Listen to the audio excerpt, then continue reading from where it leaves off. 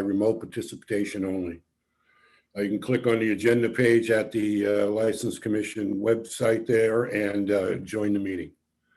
The following matters will come before the Revere License Commission today at our regularly scheduled meeting.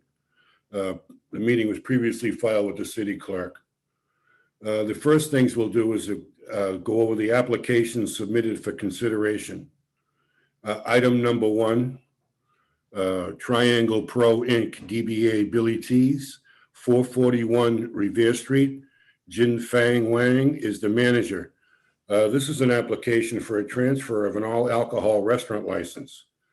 The application of Triangle Pro Inc., DBA Billy T's for the application of other transfer from Pan Asia Group Inc. The said license is to be exercised at 441 Revere Street, Revere, Mass. The requested seating is 116. Requested hours are Sunday, 11 a.m. to 12 a.m., Monday through Saturday, 10 a.m. to 12 a.m. The requested entertainment is cable, TV, and radio. Is there someone here on behalf of Billy T's? Yes. My name is, good afternoon. My name is Mei Hui Hu. Let me just start my video. Good afternoon. My name is Mei Hui Hu. I represent the applicant, Triangle Pro Inc., the proposed manager, Jin Feng, as well as the president of the corporation, Xing Zhao, are both here today. Very good, thank you. Can you explain what your plans are for the license? Yes. The current operator is retiring, so he seek out to my clients. My clients are a family member of brothers, sisters, 2 brothers and a sister, and also the sister's son, the next generation. So it's a family partnership, and they have separately worked in the restaurant industry for a very long time. They view this restaurant as a good way to get their family efforts together and to work on a project they are all very passionate about, and hopefully bring something, bring a redesign a menu to the city of Revere, and hopefully we can serve the community well as well. I know that Billy T has been in Revere for quite some time.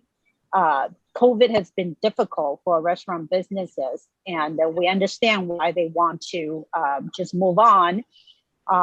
When we take over, our design is really to continue what Billy T had offered in the past, but offer something more refreshing. We're gonna do some cosmetic renovation so that the premise look nice, and also a healthier choices of menu selections to serve the patron. Thank you very much, Councilor. Do any of my fellow commissioners have any questions? I have no questions at this time. Commissioner? I have no questions. Thank you very much. I will close that section of the hearing. Are there any proponents? Is there anybody that would like to speak on behalf of this transfer? I don't see or hear anyone. I will close that section. Are there any opponents? Is there anybody opposed to the transfer of this license? I'm sorry, Chairman, can we pause for just a moment? I'll need to promote people. We had a office problem here.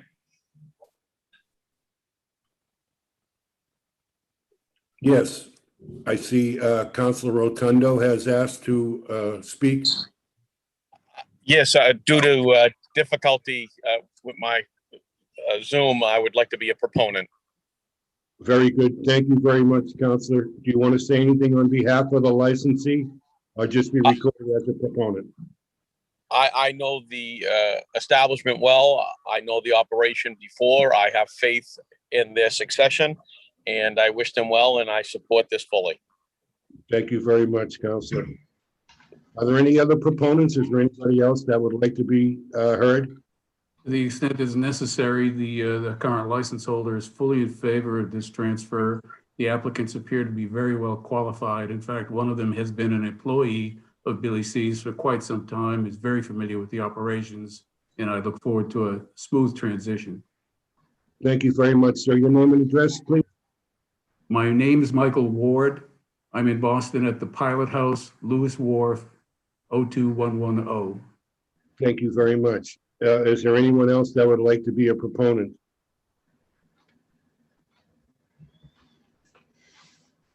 I don't see or hear anyone. Anybody want to be opponent? Anybody opposed?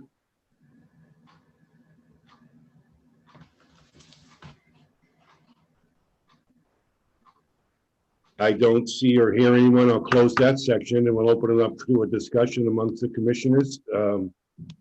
Does anybody have any feelings about this? Yes, I would just like to speak to the new owners. Obviously, I live in the area. I'm only a few streets away. It's a well-run business. I enjoy the business being there. The only complaint we've ever had is mostly on Pierce Street, and we'll talk Lowell Street, of the parking situation. I know you're very limited on parking here, but I would hope that, I see with the new transition going on there, we haven't had as big of a problem as we have in the past.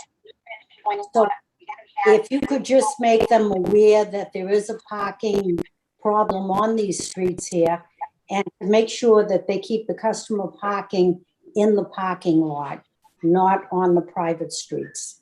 We would appreciate that in this area. It's the only complaint I've ever had from Billy T's. It's a great run business, but the parking is a problem, and it seems as though your business is picking up. You're having a large crowds there, so which is good. But if we would just be mindful of the residents in the area, I would appreciate that. Thank you very much, Commissioner.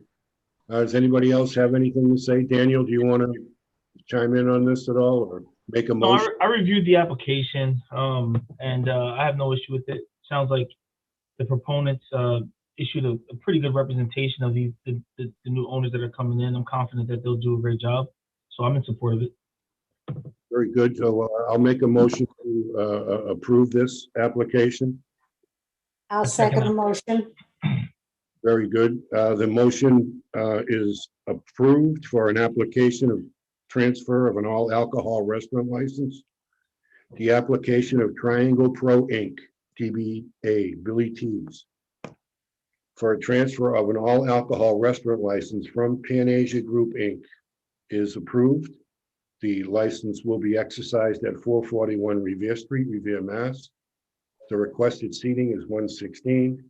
The hours are Sunday through 11 a.m. through 12 a.m. and Monday through Saturday, 10 a.m. through 12 a.m. The entertainment is cable TV and radio. Thank you very much. Your license is approved. Good luck. Thank you very much. Thank you. Thank you.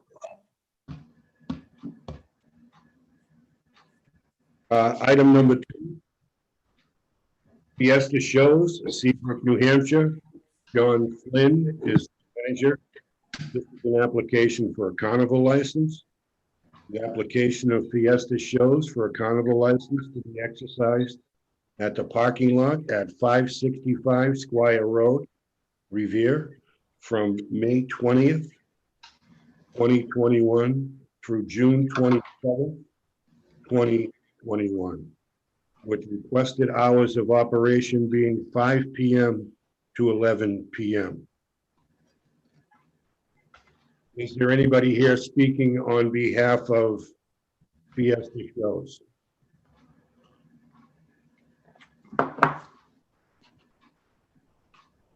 Yes. Councilor Powers, I see your hand up. Do you want to speak on behalf of Fiesta Shows? Wait a minute. Can you hear me now? Yes. Okay. Yes, I do.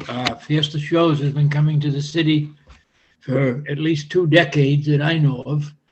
To my knowledge, there have never been any really serious problems there, other than maybe a skirmish between a couple of patrons, which was quickly abated by a strong police presence that the Revere Police Department has there at that show.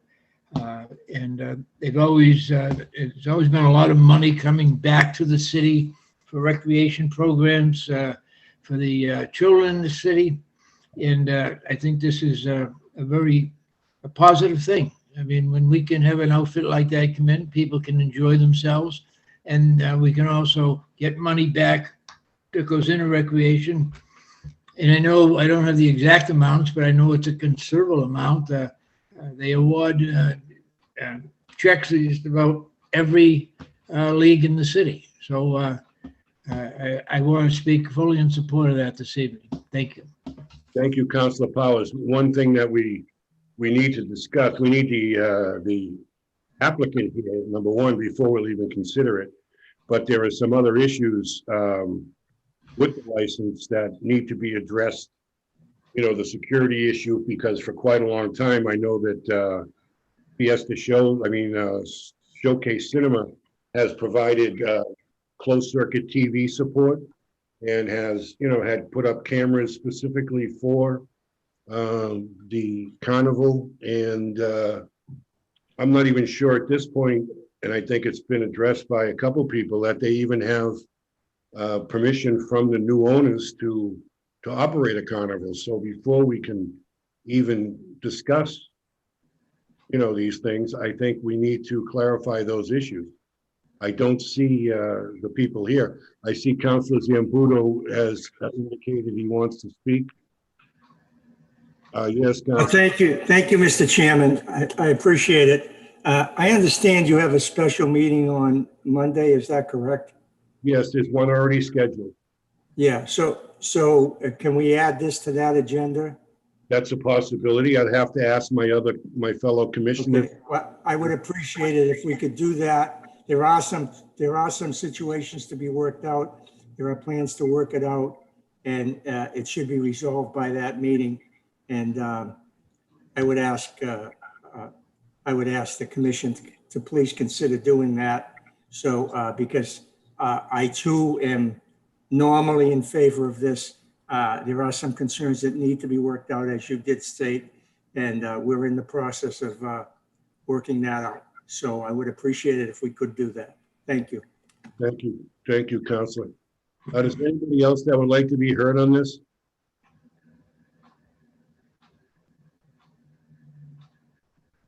Very good. Then yes. Does someone want to speak? I do have a call-in listener, so I'm giving them a moment to speak if they wish. Thank you.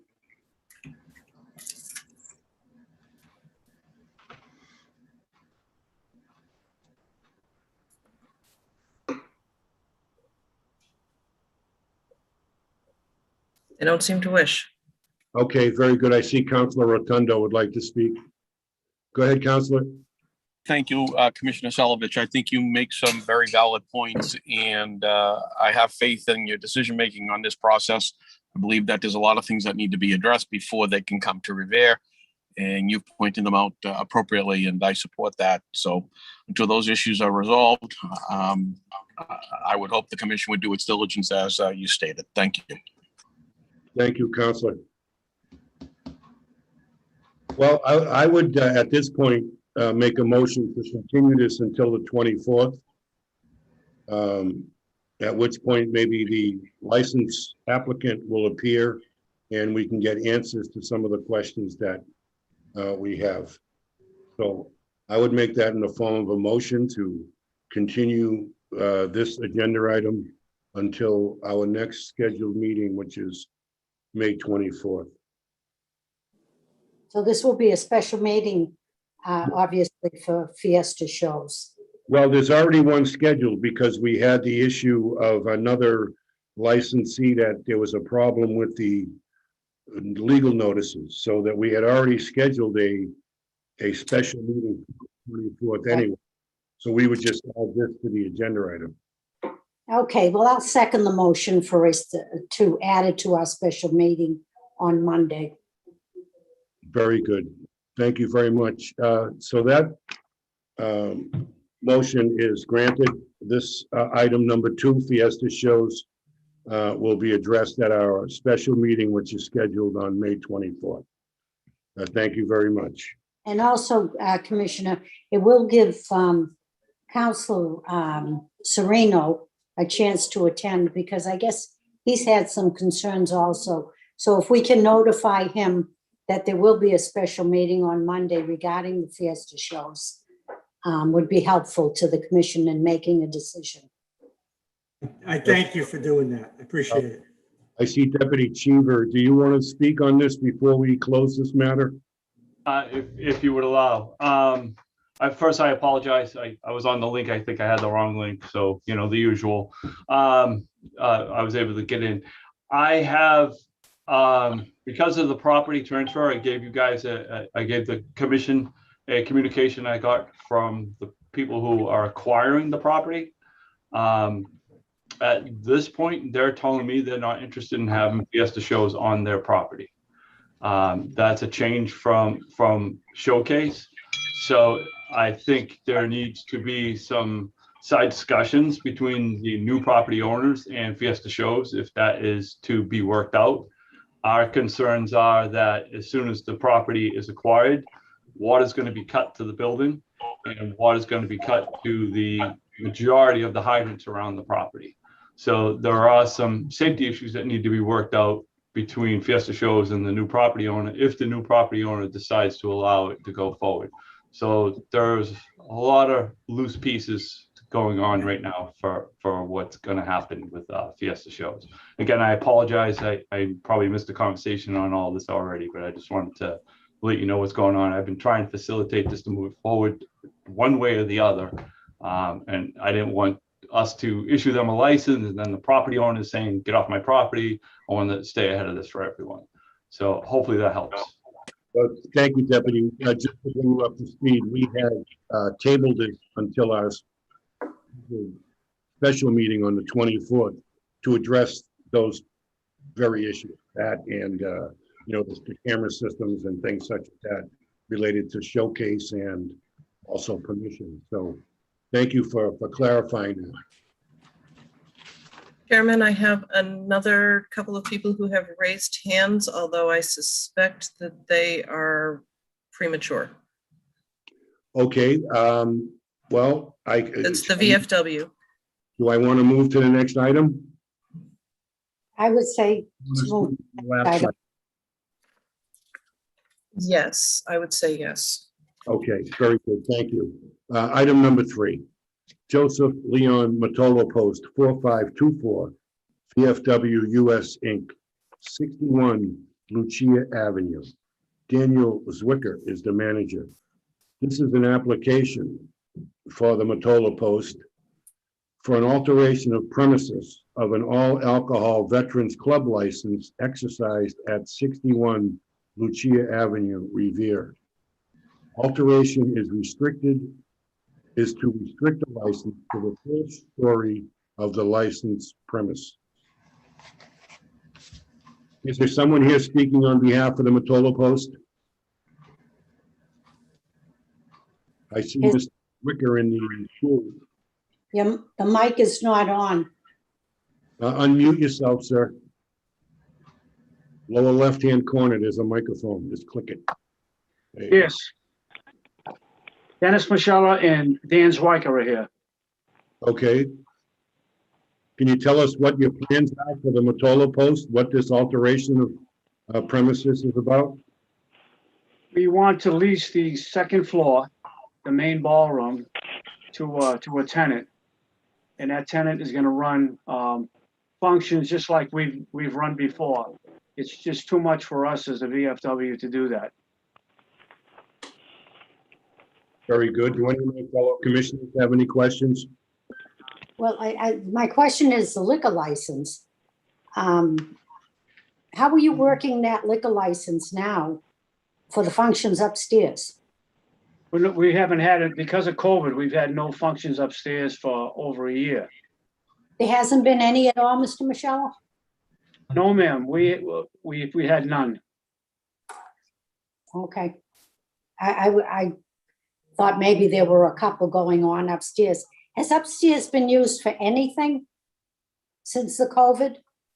No, prior to COVID, it was, Lenny Domeno was up there.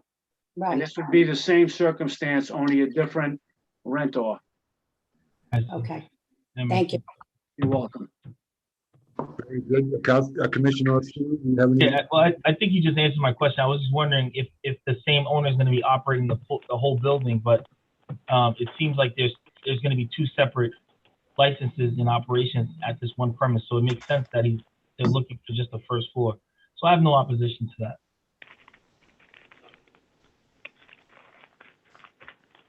Very good. Yes, Councilor Novoselsky, you'd like to ask them a question? Well, not ask a question. I'd like to show my approval of it. And I know what's going on up there. And if the commissioners look at the next item is the upstairs rentor is looking to transfer the license upstairs or ask for a new license. I'm not sure, but it is the next item on the agenda. So just so you know, they'll be using their license downstairs separately from the people upstairs.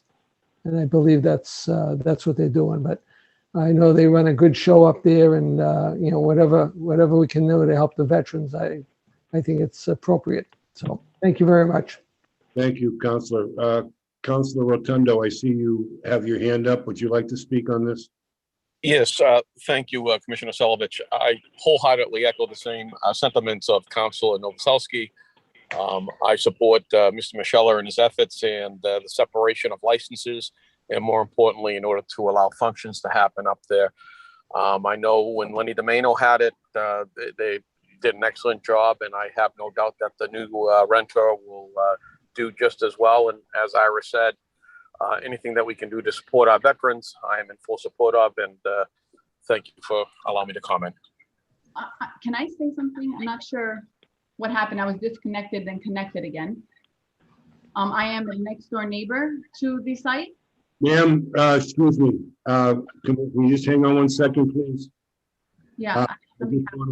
Councilor Rotundo, Councilor Zambudo had actually had his hand up. Sorry, I couldn't see what the hand was. It just disconnected me and connected me. Sorry. Thank you. I'll get to you in a moment. Thank you. Thank you. Thank you, Mr. Chairman and Commissioners. I just also want to offer my support for this endeavor. Obviously, we certainly respect the people that are doing this, and we certainly care for our veterans. So I'm in full support. Thank you. Thank you very much, Councilor Powers. Thank you, Mr. Chairman. I know that I'm sure that the revenue from the rental of that property goes a long way in helping the VFW maintain their indebted debt, whatever is out there. I've known Dennis Michelle for perhaps 6 decades, since I've been going in the Mottola Post back in the 50s and 60s, and never had a problem down there that I know of, never had a complaint, a serious complaint, if any. And I am here today to fully support them. I think it's something, it's part of the city. Our veterans organizations and our clubs are part of this city. They give our residents an opportunity to go and enjoy some camaraderie with their friends, and I support that 100%. Thank you. Thank you very much, Councilor. Is there anybody else that would like to speak on behalf? Any proponents? Just have one question, Commissioner, before we go forward with the other callers. We're just looking right now at the application for an alteration for the veterans. Yes, this is. The alterations is the only, this is to Dennis. Dennis, the only alterations you're talking about to the premises, this is for the neighbors, is just to restrict the license to the veterans on the first floor. Is that the only alteration we're talking about? Correct. We want to do the same thing we did with the Manos. They would, Mr. Scalisi, who's here, will have upstairs. They'll have total control of upstairs. Nothing is going to change. We're going to run functions the way we've done before. And the Mottola Post will be on the first floor. Okay, well, because I know a lot of callers, I've gotten several calls. I just want to clear up this one issue with the Mottola Post, not his. The Mottola Post is only coming in to restrict their license to the members of the club. Am I correct in saying that? Right. The Mottola Okay. Post license will be for the first floor. Right, that's all I want to clear up. There's been some confusion that, you know, the license is going to float upstairs, downstairs. Obviously, the residents are concerned. So I just want to clear that up. There is only one thing on the agenda for the Mottola Post veterans, is just to restrict the license to the first floor. That's all we're considering on this application. That's correct. I have one question of the applicant. Do you have functions on the first floor? Do you rent out the first floor for functions? Yeah, the functions are available for the first floor, but because of COVID, we've not, we're going to start now. So going forward, you would rent out the Mottola Post for small gatherings. Is that correct? That's correct. We hold 100 people in our function room and 60 in our members bar. So that would be 160 total? That's correct, sir. And how many parking spaces are in that parking lot? I don't know, to be honest with you. You know, therein lies, the big problem with all of this stuff. I mean, I understand the Mottola Post and rent out the second, but, you know, you have to coordinate with them. I can't see you guys having functions on the same days. I see that being just a torture for the neighborhood. I mean, I don't know. Do you have any plans to work with the new guy as far as coordinating this stuff? I mean, to me, that seems like it would be pretty important. Yeah, we do. I've talked to the gentleman that's coming upstairs. Our membership is small. A lot of our members are old. They're in their 80s and 90s. I'm one of the young guys. I'm 73. Maybe during the day, if we have 20 people, it's a lot. Our functions won't overlap because obviously there's not enough for parking for two functions. And all the years we've been here, we've never had a problem. Okay. All right. Well, thank you very much. I will close this section of the hearing. Are there any opponents? Is there anybody opposed to this alteration of premises? My name is Sinella. I am the next door neighbor. Let me first start by saying, as far as VFW is concerned, we've had nothing but the best relationship with them. We haven't had any issues whatsoever as next door neighbors. So thank you for that. I think my concerns are really more with what will be happening on the second floor. If I understood correctly in the letter that we received, all the events up until now end around midnight. If I understood correctly, with this new company, they're aiming for a 1 a.m. kind of time slot. So I have concerns as a resident. Sometimes with other events in the past, we haven't had a lot of issues, but you sometimes hear people loud, getting to their cars. My fear is with 1 o'clock in the morning, fights breaking out. Excuse me, not to interrupt, excuse me. I think we're jumping right to number 4. I don't think we're on item number 4. We're still clearing up item number 3 with the Mottola Post.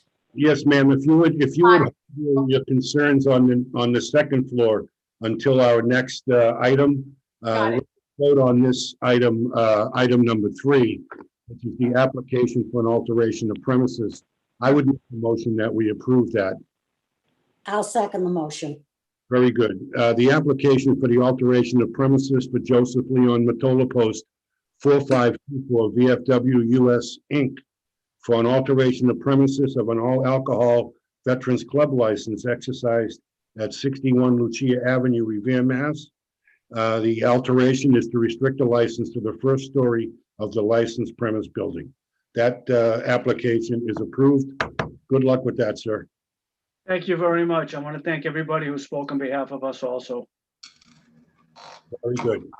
Thank you. Item number 4, Scalzi Hospitality Corporation, DBA Casa Lucia, 61 Lucia Avenue. Raphael, manager. This is an application for an all-alcohol restaurant license.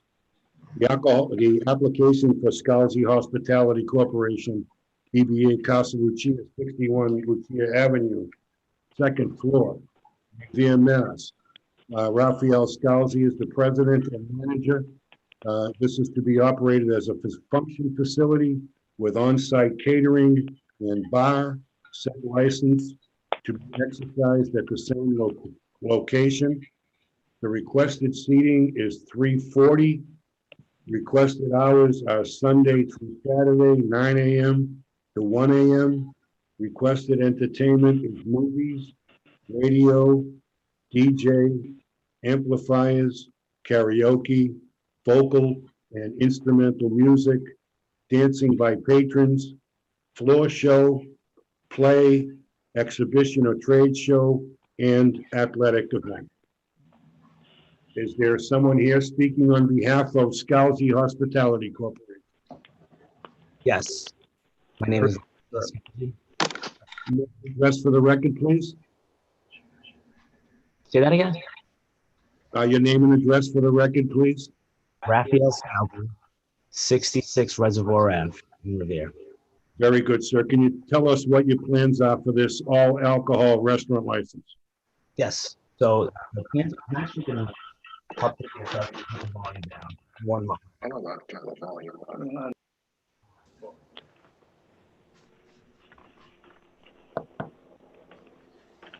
I apologize for that.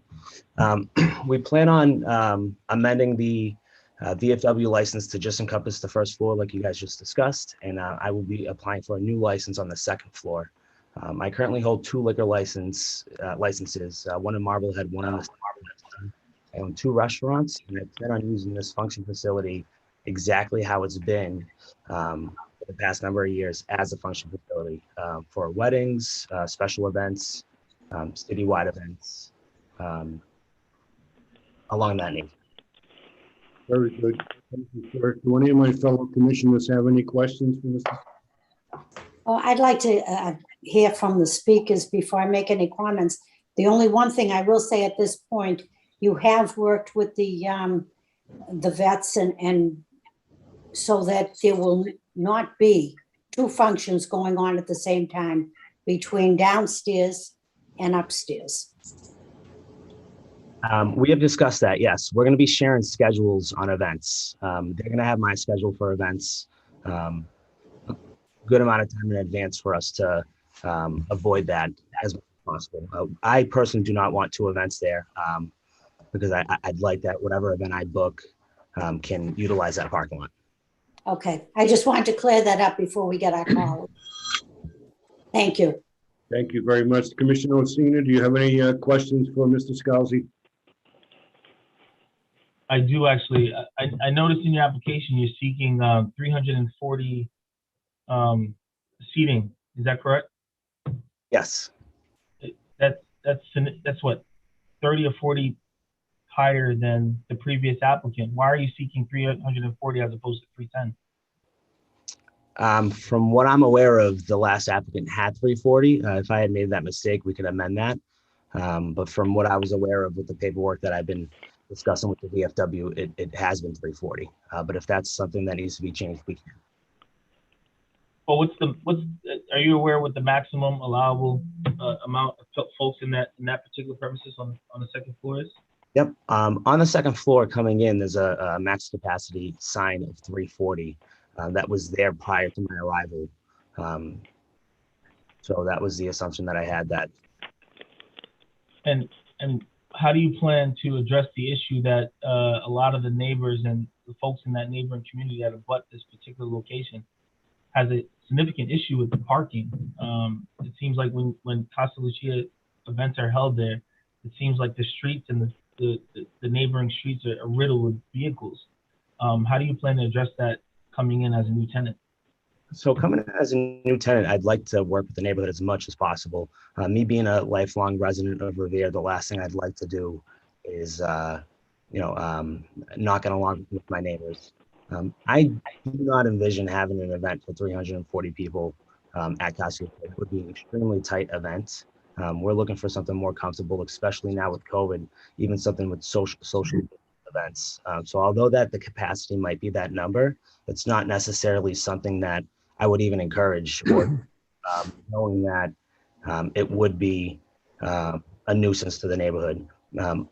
As far as parking, besides not double booking events, we're going to try our best to coordinate beforehand per event, to discuss with whoever rents out the hall where to park, how to park, and maybe even utilize more of the parking lot as a valet, so we can squeeze more cars in there for a particular event. That's all I have for now. I have another question. If you have other liquor licenses, is that correct? Yes. And how do they function? Are they restaurant licenses or are they function halls? Those are both all liquor restaurant licenses. They are. So you don't have entertainment at your other license? I do. You do. What kind of entertainment do you hold there? For example, I have a restaurant in East Boston called Pazza on Porter. At that restaurant, we have live entertainment. We can hold DJs, karaoke, trivia nights, just pretty much all the basic entertainment you would see at a restaurant for ambiance.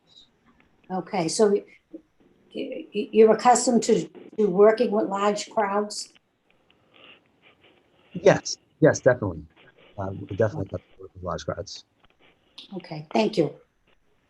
Thank you very much, Commissioner. I see that there are a few hands raised. I'll start up in the upper left here on my screen. Councilor Novoselsky, do you have something you wanted to ask, Mr.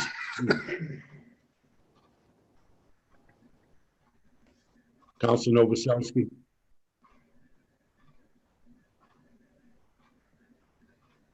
I don't hear him. I can't hear you, Bob. Bob, can you hear me? Yes, okay, I'm sorry. that's okay. Do you have something you wanted to say on this or a question? Well, several things, if I may. Knowing the facility the way it is, and it's been there for probably 50 years when it was the old ITAM club, and parking has always been a problem up there, and I'm sure that every operator has done their best to try and control the parking the best they can. Having the valet is a great idea, and I think that that I've never seen in all my years going up there 340 people. I had my class reunion up there, about 4 years ago, and with the dance floor, that 340 includes tables on the dance floor. If you have a dance floor, you reduce to about 220, maybe 250 if you're lucky. I don't know Raphael personally. I have spoken to him on the phone because I do plan on having a function up there on Veterans Day. The city and the Revere Veterans Committee plans on having their Veterans Day program up there, and he's already offered to take care of the veterans, through the city and the Veterans Committee, to hold that function and to do the best we can to hold the price to something reasonable to our senior veterans that will be coming to the dance and the dinner dance. And again, knowing the facility, I'm sure this will work out, and I am in favor of this transfer. Thank you. Thank you very much. Councilor Rotundo, I see you had your hand up. Did you want to say something? Yes, thank you, Commissioner Solovich. This young man clearly demonstrates the ability to be flexible, but more importantly, adapt to the environment. He had mentioned something that has not been done there before, which was to set up a valet process. And if you go to the north end where there is problems parking, at that point, valet parking is actually the most important part of getting anything done there. And personally, I think this is an excellent idea in order to accommodate the function hall. And so I support this wholeheartedly. Thank you. Thank you very much, Councilor. I see Deputy Chiva, you have your hand up. Yeah, point of information, I looked in the records real quick while we're on here. I believe he has 29 legal parking spaces. He could probably, with doubling that up with valet parking, he could probably double that number in that lot and still leave access for emergency down the middle. I just wanted to check the records while we're online here where Mr. Michelle wasn't sure. Wanted to give that information for everyone. Thank you very much, Deputy. Is there anybody else that would like to speak on behalf of this license? I don't, yes, Councilor Zambudo? Yeah, I just want to state that I'm in favor of this license. Thank you. Thank you very much, Councilor. I will close this hearing. Are there any opponents? Is there anybody opposed to the license? I have a few. Hello. Yes. Hi. For the record, Yes, Mary Gandolfo, and your address? 619 Washington Ave, Revere. Thank you very much, ma'am. What would you like to say? Thank you. I'm not opposed, and let me say this first. Everyone supports our veterans, first of all. Okay. I want to say this, though. It's a neighborhood. This license, the way it's written for the public hearing, has several different features to it than Domino's had, which the neighborhood is not really happy to see. Let me explain. The hours, 9 a.m. to 1 o'clock in the morning, that's way too late. So we're used to 11 o'clock, 11:30 maybe, and then people will get out of there. 1 o'clock is just way too late. I mean, neighbors need to get up for work. It's too late. The other thing is 340 people. I'm wondering if the number he sees at the door for 340 includes first and second floor max for the building maybe, because just to say 340 is way too much to approve. And if you approve that, you're saying he can have 340. I think he needs to bring that down more so to what the other gentleman said, the 220. For safety reasons of patrons also and parking. But the other thing is the valet parking. If he's got 29 spots, so make it 60, they're only going to park valet parking in the lot. Is that correct? They're not going to bring cars all over the neighborhood? I don't know. I'll ask. Because that would not be acceptable to say valet parking and then park your cars in front of everyone's homes. I agree. What are your plans for valet parking over 60 cars, sir? I have no intention of parking in front of anyone else's home if I valet. That would be okay for me. Thank you very much. I'm Go ahead. sorry. Okay. So I saw that he has movies. I'm not sure what he means by movies. Can you describe? Mr. Scalzi? Yes, I can describe. A minute, please. Mr. Scalzi, can you talk about your plans for the movies for a minute, please? Yes. On the application, there was an array of options to pick from. They're all entertainment based. When I think of a movie, potentially I'd like to do a movie dinner where there's a projection screen playing a movie while the guests can eat a nice dinner. I don't plan on running it anything like a Showcase Cinemas or anything like that. It's just an option that we can have for different special events. Okay. I'm not really a fan of the movies. It's unusual for a function facility. I'll go on to the karaoke. Karaoke belongs usually in a bar or a nightclub. It's not usually in a function facility.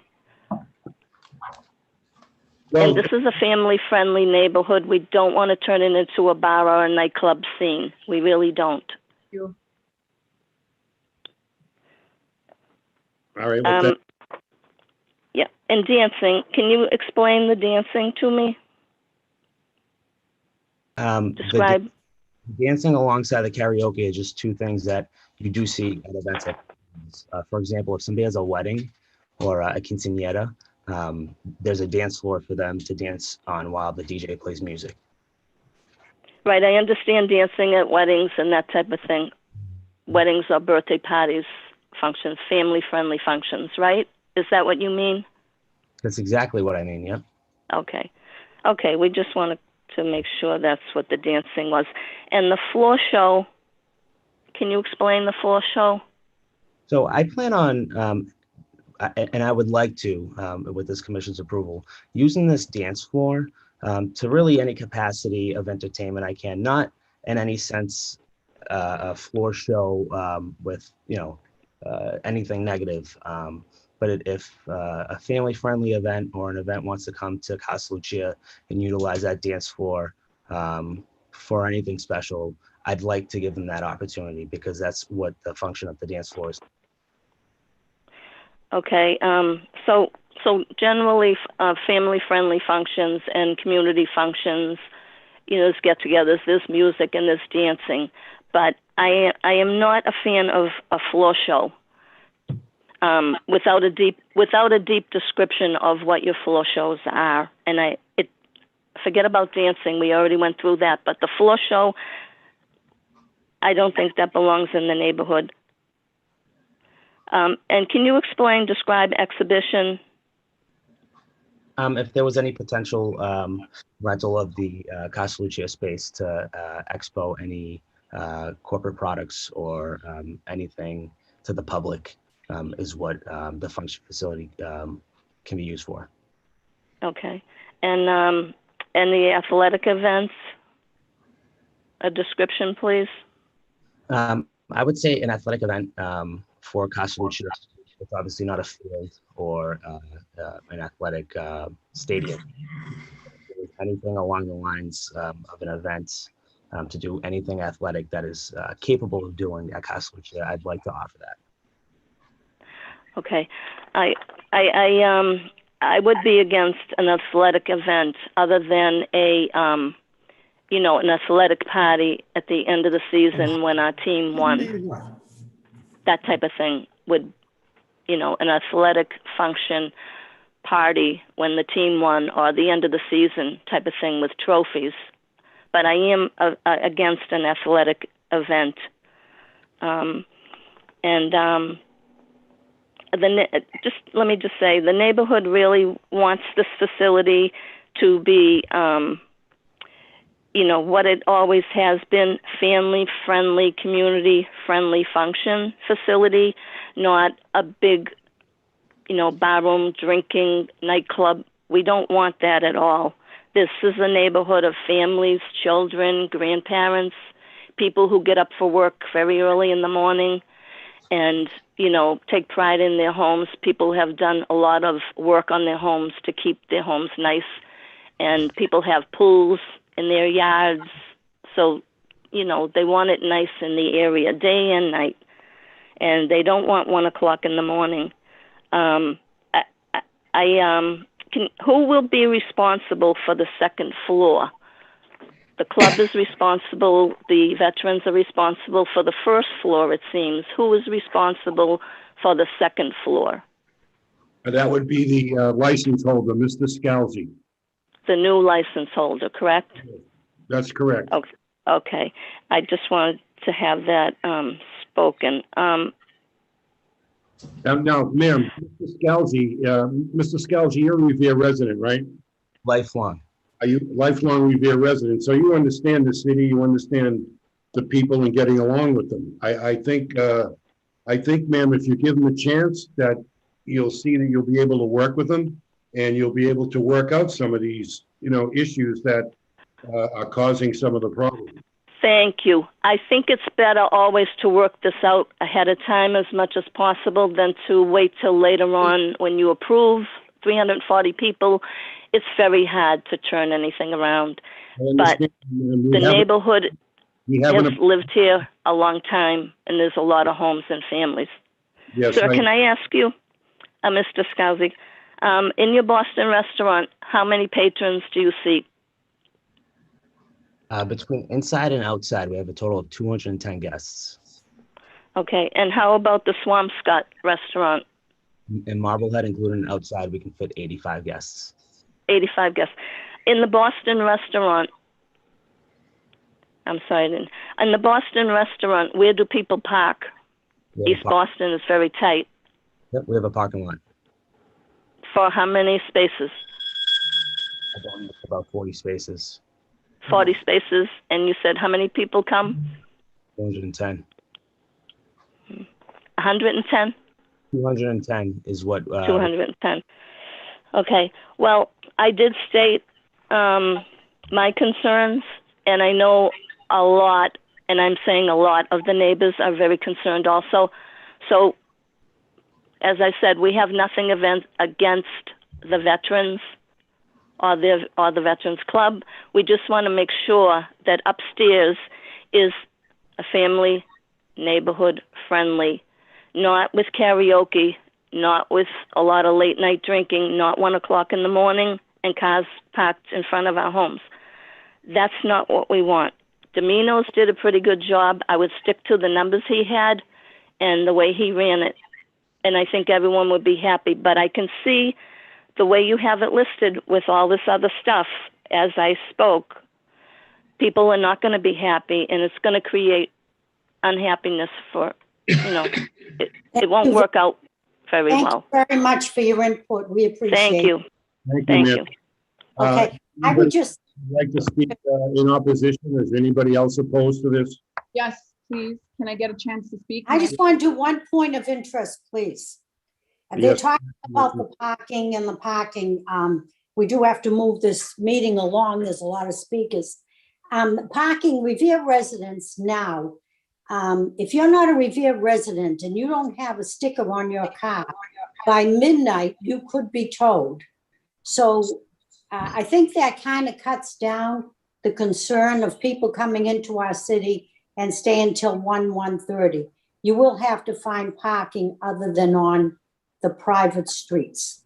So basically your cars should be all gone or put away by midnight, correct?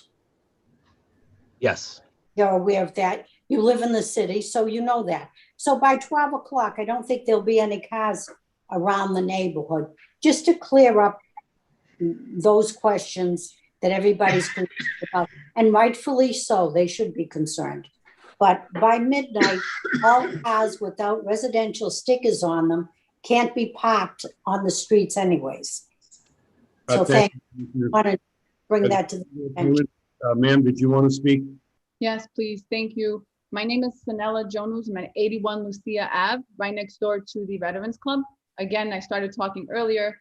I have nothing against VFW. They're awesome, great neighbors, always listening to our feedback, always asking if we have any concerns or questions. So thank you all for that. I'm just concerned about what's going to happen on the top floor.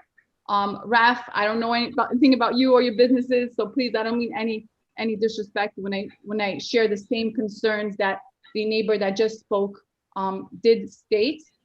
I don't know how familiar those of you are with the lot.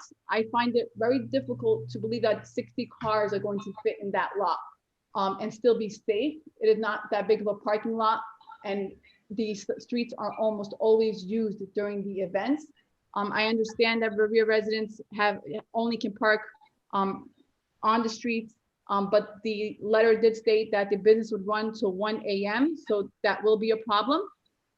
It is a very, very family-oriented neighborhood. We have at least 10 to 12 kids on that one street in Lucia as we speak. Windows are open in the spring, in the summer, people walking to their cars, the way they speak, the way they act after consuming alcohol, etc., is really a big concern for us.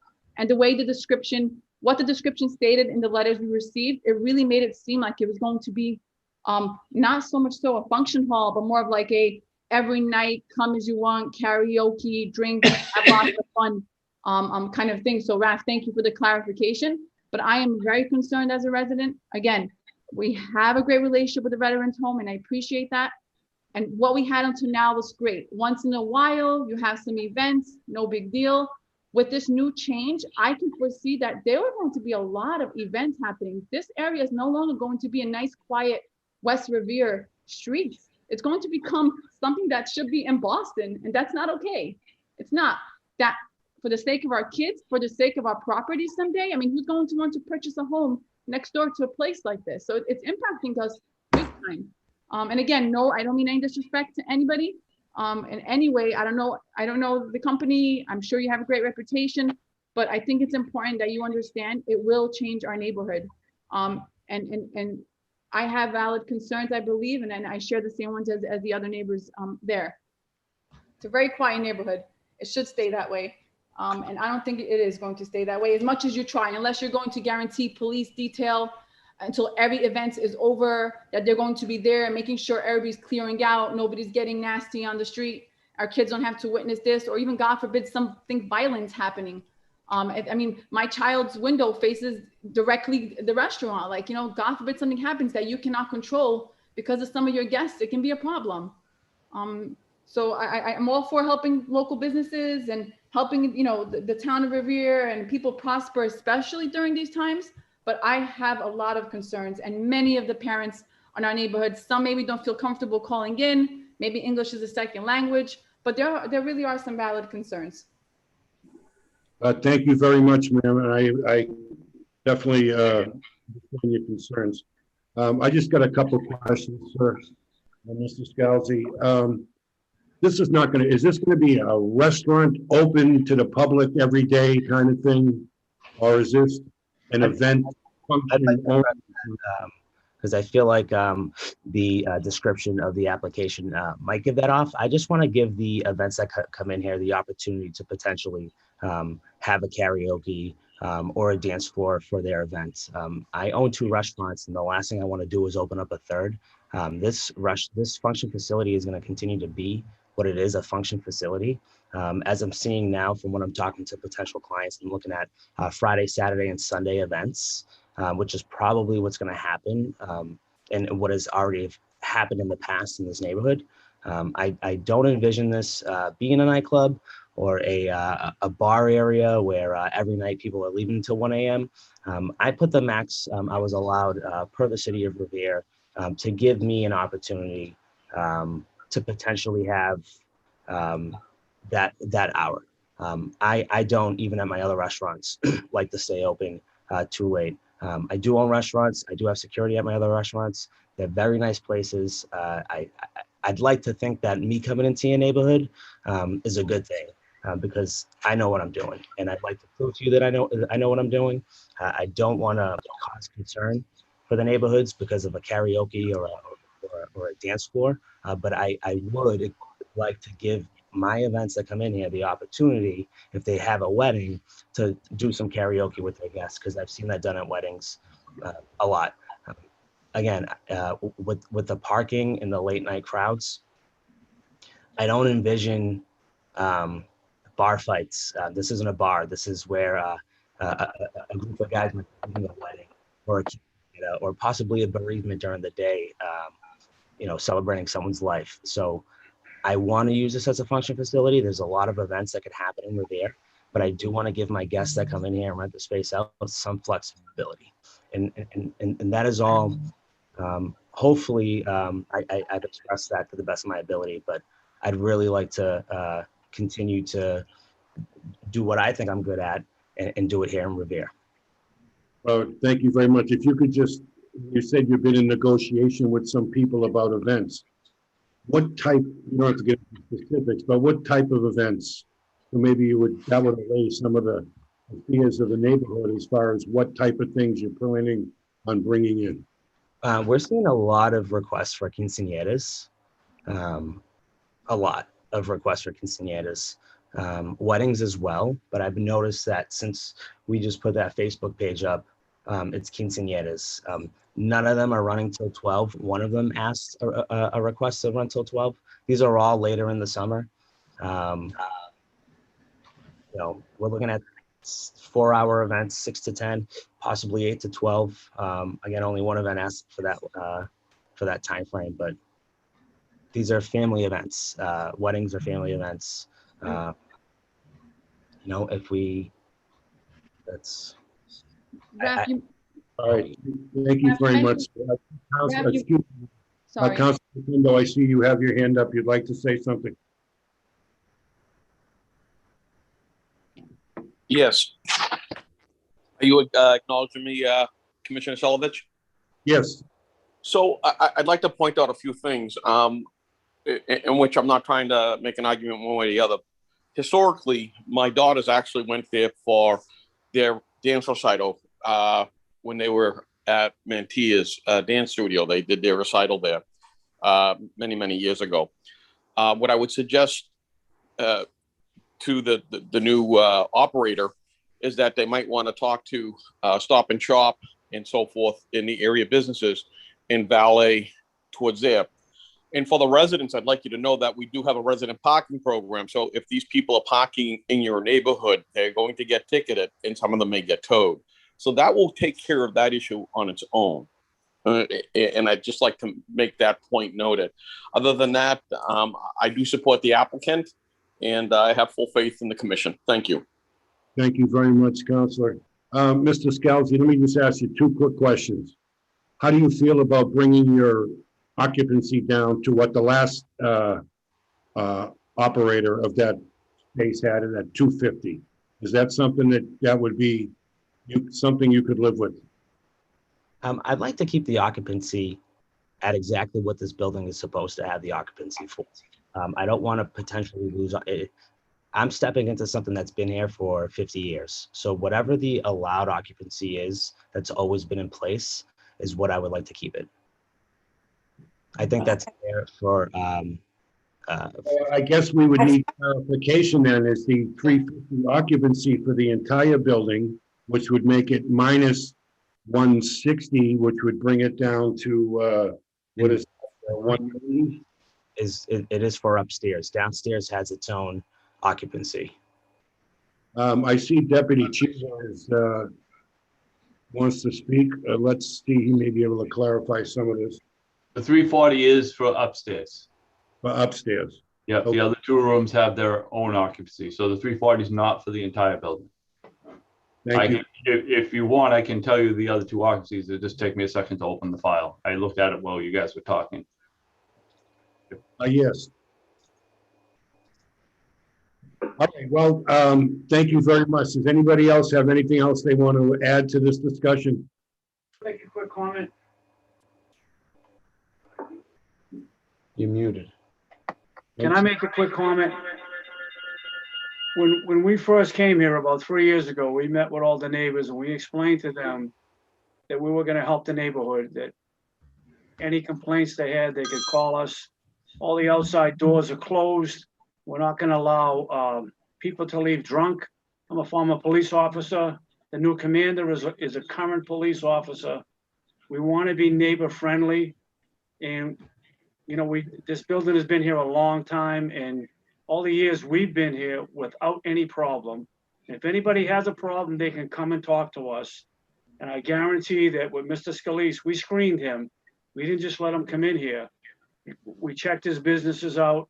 He's a solid stand-up young man. He's a Revere resident. And I think it's gonna be great. Just give it a chance. I have the numbers if you want them. Yes, that would be great, Deputy Chief, thank you. So based on the certificate of inspection that I and Louis signed, it shows the basement as a occupancy of 60, which is the club.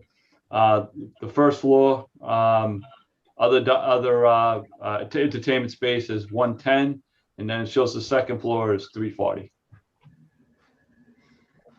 Okay, thank you very much. Let's go. Mr. Scalzi, as you can see, the neighbors have got some concerns about the parking. And we've got some concerns about the time. You know, I thought that maybe 250 would appeal the neighbors, but you obviously want to keep it higher. About the 12, can we close at 12 o'clock? Is that something that you would consider? We can absolutely close it. Right now, the application is 1 o'clock. We would like to see that go to 12 o'clock. Yes. I don't know how my other fellow commissioners feel about it, but I think squeezing the hour off would be important. Right. Commissioner Selvich, I think we also got some kind of communication from Councilor Sereno. I don't have it in front of me, but I know he did send something to the commission about this. And he was hoping that it could be read into the record. I have that letter in front of me. Do you have it in front of you, Commissioner? I do.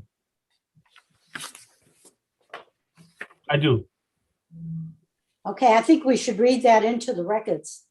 If you have that in front of you, would you read that into the record, please? Certainly.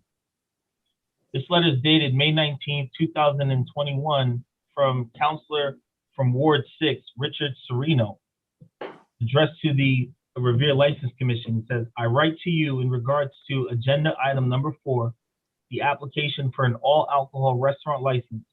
Application of, is it Scalzi? Scalzi? I don't want to say that name. Scalzi, I apologize. Hospitality Corporation, doing business as Casa Lucia. I apologize for not being able to attend Wednesday's meeting due to work obligations, but I respectfully request that you read my letter into the record. As a ward counselor who represents the neighborhood and the abutting residents, I have some concerns with the wording of the license and what would be allowed per the language of the application, namely bolded. I am concerned that the requested seating is for 340 people and that requested entertainment is movies, radio, DJ amplifiers, karaoke, vocal and instrumental music, dancing by patrons, floor show, play, exhibition, or trade show, and athletic events. At first, I thought this application was essentially keeping in continuity with the license that was held by Domino's when it operated on the second floor of Casa Lucia. However, that is not the case. The application before you, at least by the language, exceeds the use of Domino's what Domino had when they were tenants of on Lucia Avenue. In preparation of Wednesday's meeting, I did some research. I went back to the License Commission meeting of February 20th, 2019, when your honorable body approved the all alcohol general on-premise license for Domino's to operate at Casa Lucia. I watched neighbors express their concerns about the lack of appropriate parking, issues posed by the simultaneous function of stairs and downstairs, their fears that their quality of life would be adversely impacted. At that time, that current applicant, Domino's, I believe, stated that the hall capacity of 310 would be recognized, but recognizing that there would be limited parking, Mr. Domino explained that he would limit his clientele to 250 in order to be a good neighbor. So it seemed like at the time the capacity may have been 310, and that's what he operated under. Today, Mr. Scalzi not only wants to exercise the right of the 310, but is seeking to exceed that number by patrons by an additional 30 people for a total of 340. Parking is very tight as it is, and allowing seating for 340, I feel, is a mistake because inevitably, these patrons are going to be parking beyond the parking lot and traditional spots along the fence on Lucia Avenue.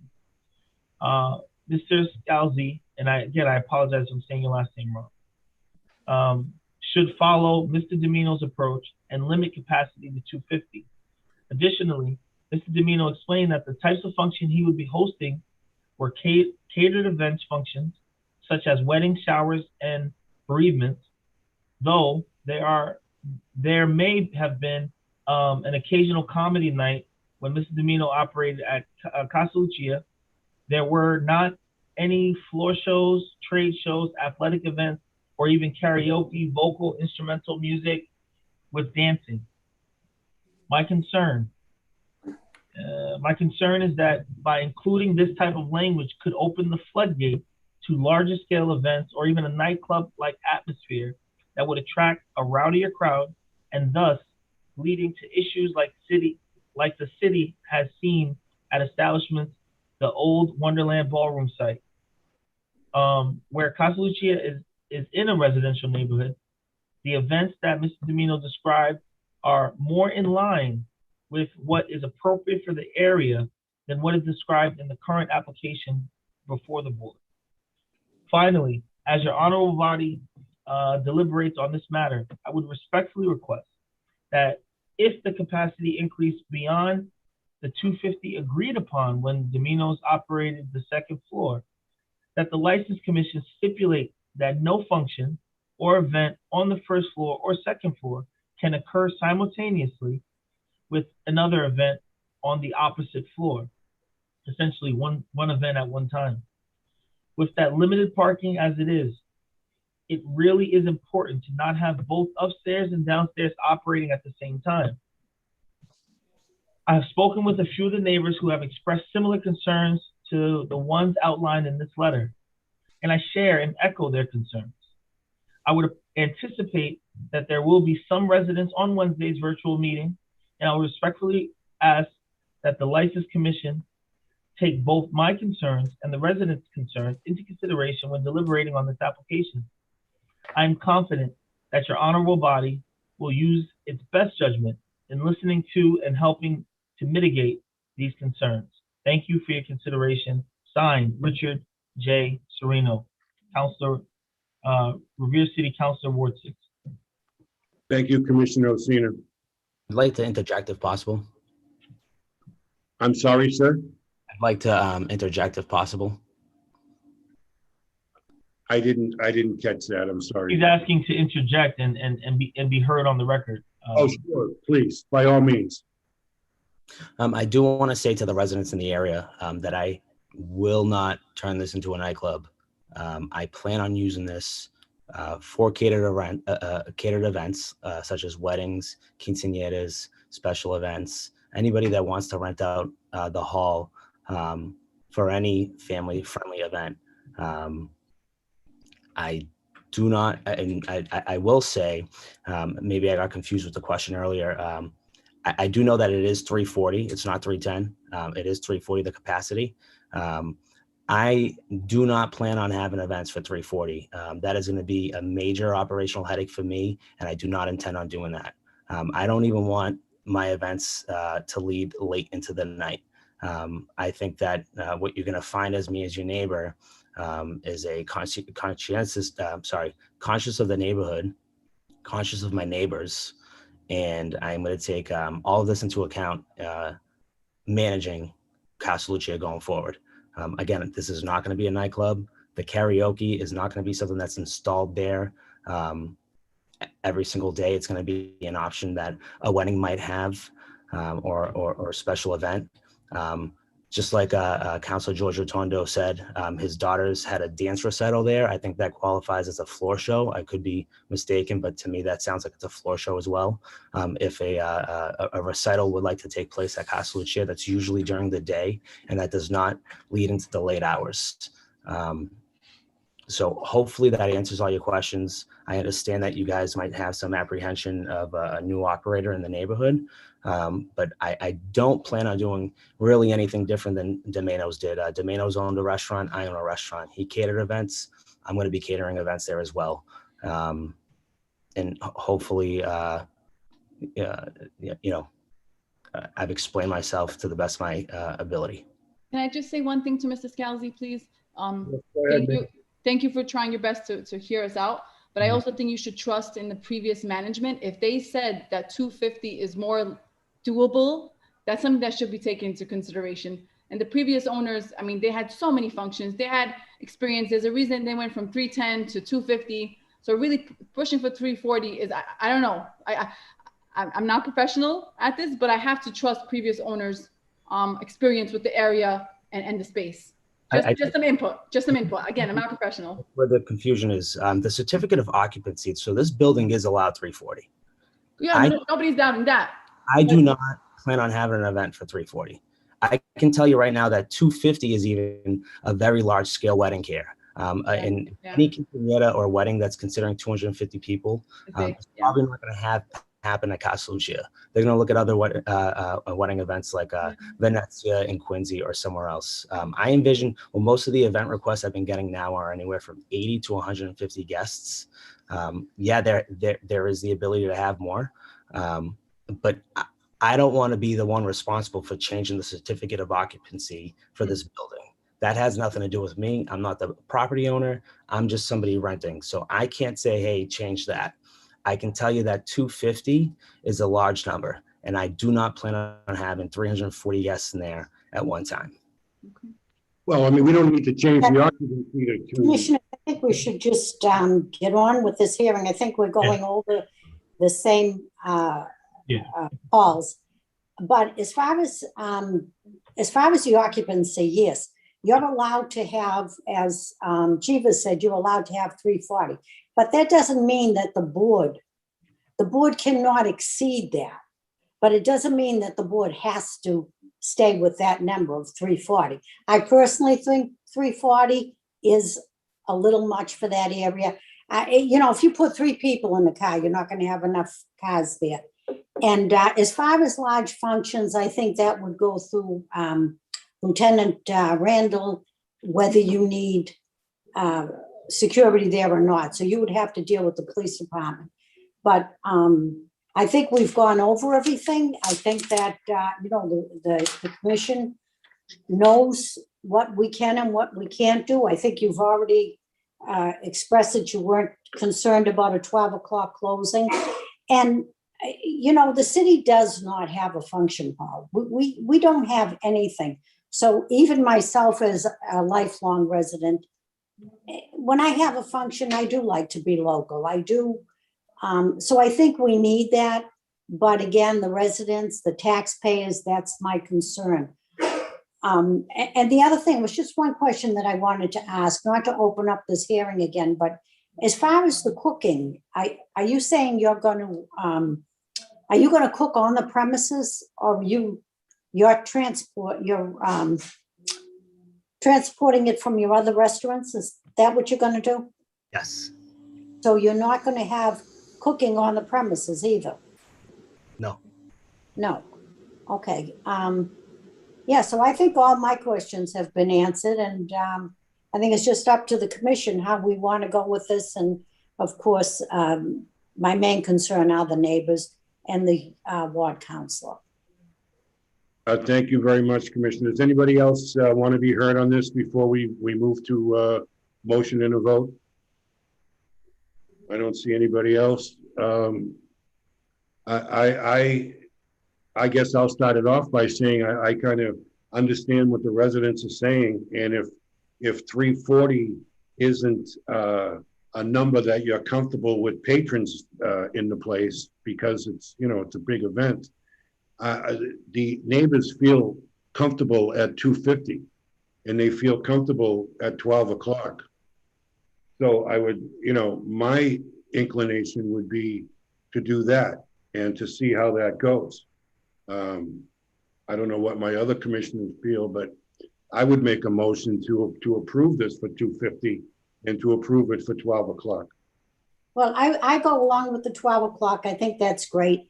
And I think for a start, just to have the neighbors and the city of Revere see how we're moving forward with this business, I would want to see the occupancy rolled back also, but I probably would do just a little bit more. I probably would go with the 275 only because you're talking weddings and you're talking functions. And I'd like to take a start at 275. And we can always, one thing that's good about the commission, we can always go back on any license that has been granted. Should any of these karaoke's not work out, or we feel we're going, which I don't expect, to be going into a bar atmosphere.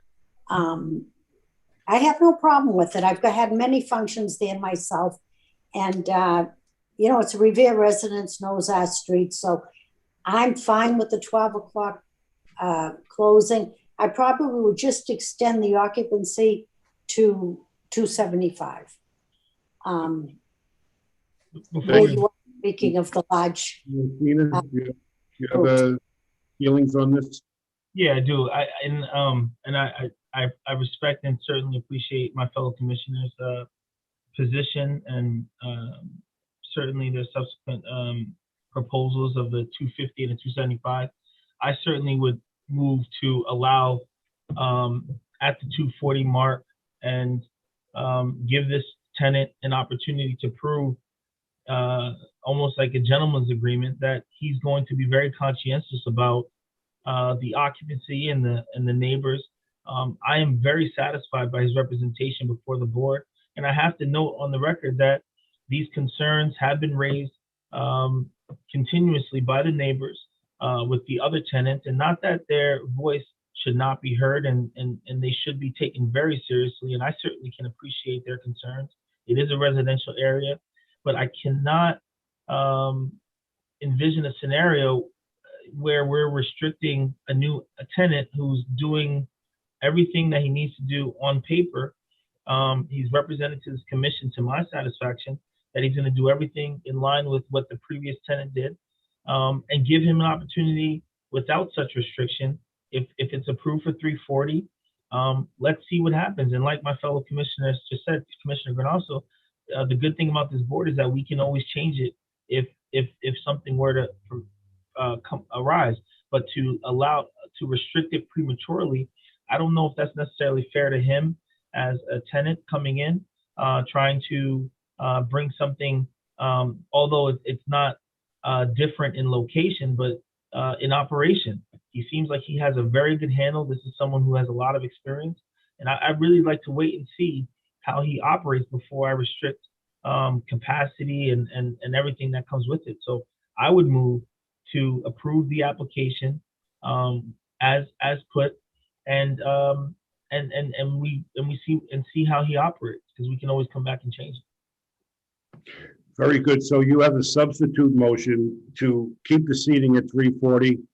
And do you want to move the closing to 12 p.m.? Or did you want to close it 12 p.m.? Absolutely. I'm sorry? Yeah, absolutely, 12 p.m. Very good. Well, we have three different opinions here. So I'm okay with 275. An agreement. I mean, in one respect, I understand where Commissioner Osina is coming from. This gentleman has done everything that they've asked him to do, and he should be given an opportunity to rise and fall on his own merits without us restricting his ability to operate his business. By the same token, the neighbors, you know, they have a right to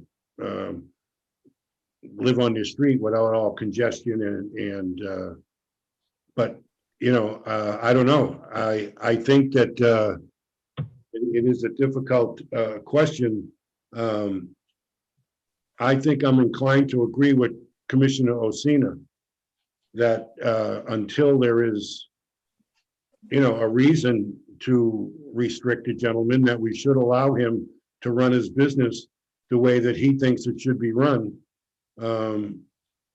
until that conflicts with people in the neighborhood. And it very well may be that he's able to operate this business with the valet parking and being cognizant of the neighbors, that you know, this number is not going to be a big issue, and it's, you know, it's going to be a win-win for the city and the neighborhood. So I guess I would vote to approve this application for an all-alcohol restaurant license. And I would second that. The application for an all-alcohol restaurant license of Scalzi Hospitality Corporation, DBA Casa Lucia, 61 Lucia Avenue, second floor, Revere, Mass. Raffaella Scalzi is the president and manager.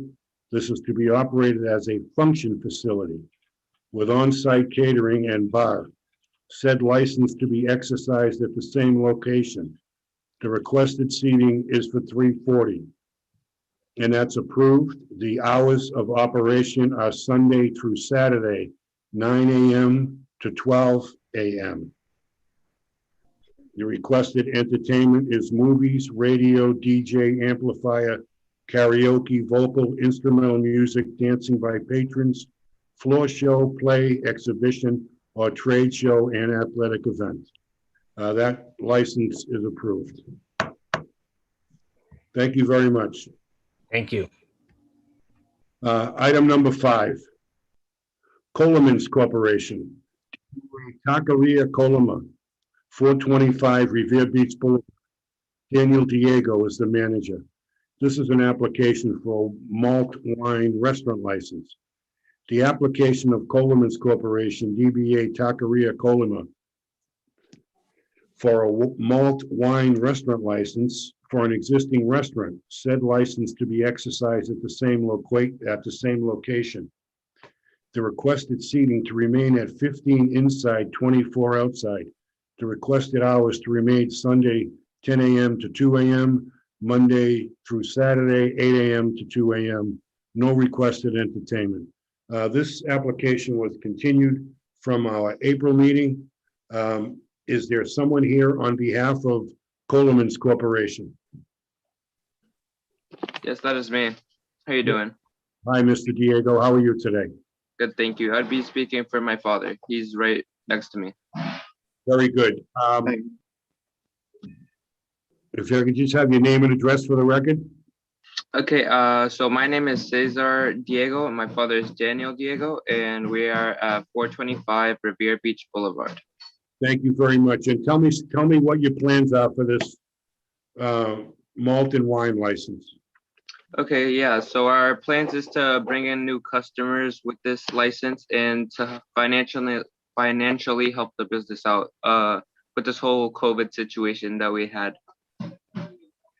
Okay, now the last time when you guys were in here, we had an issue regarding how the alcohol and where people can order food and then go sit down. Is that the way they're going to be ordering the beer and wine? I'm sorry, could you repeat that? I couldn't hear you too well. I'm sorry? I couldn't hear you too well. Could you please repeat that?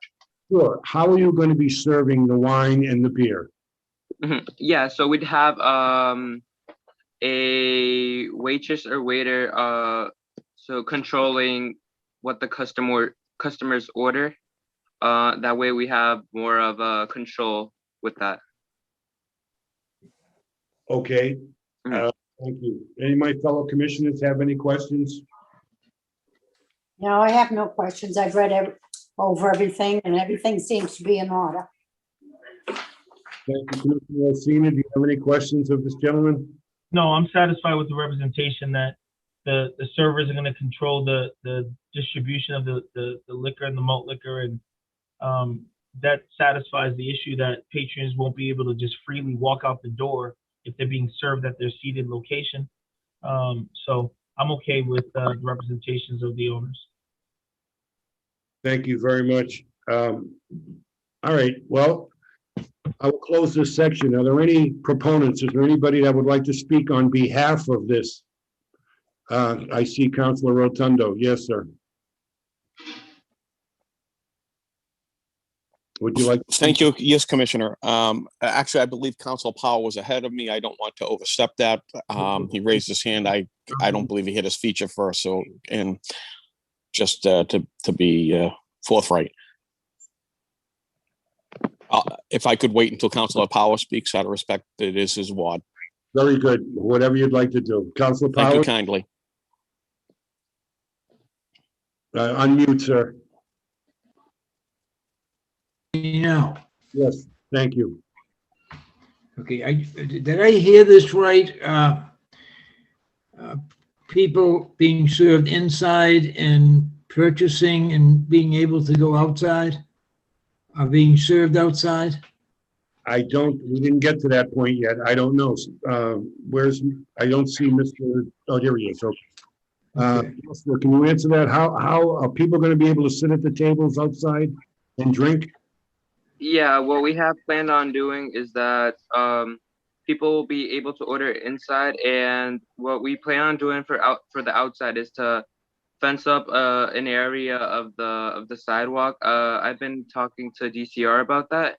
We're currently talking about that, and as of yet, we've been talking to him. His name is Sean Grant. He said that he would send the application to me, but I followed up with him yesterday. Haven't gotten an answer yet, so I'm just waiting on that with him. Thank you, sir. Counselor, question? You don't have approval from DCR to serve alcohol on the sidewalk? No, not at the moment. Okay.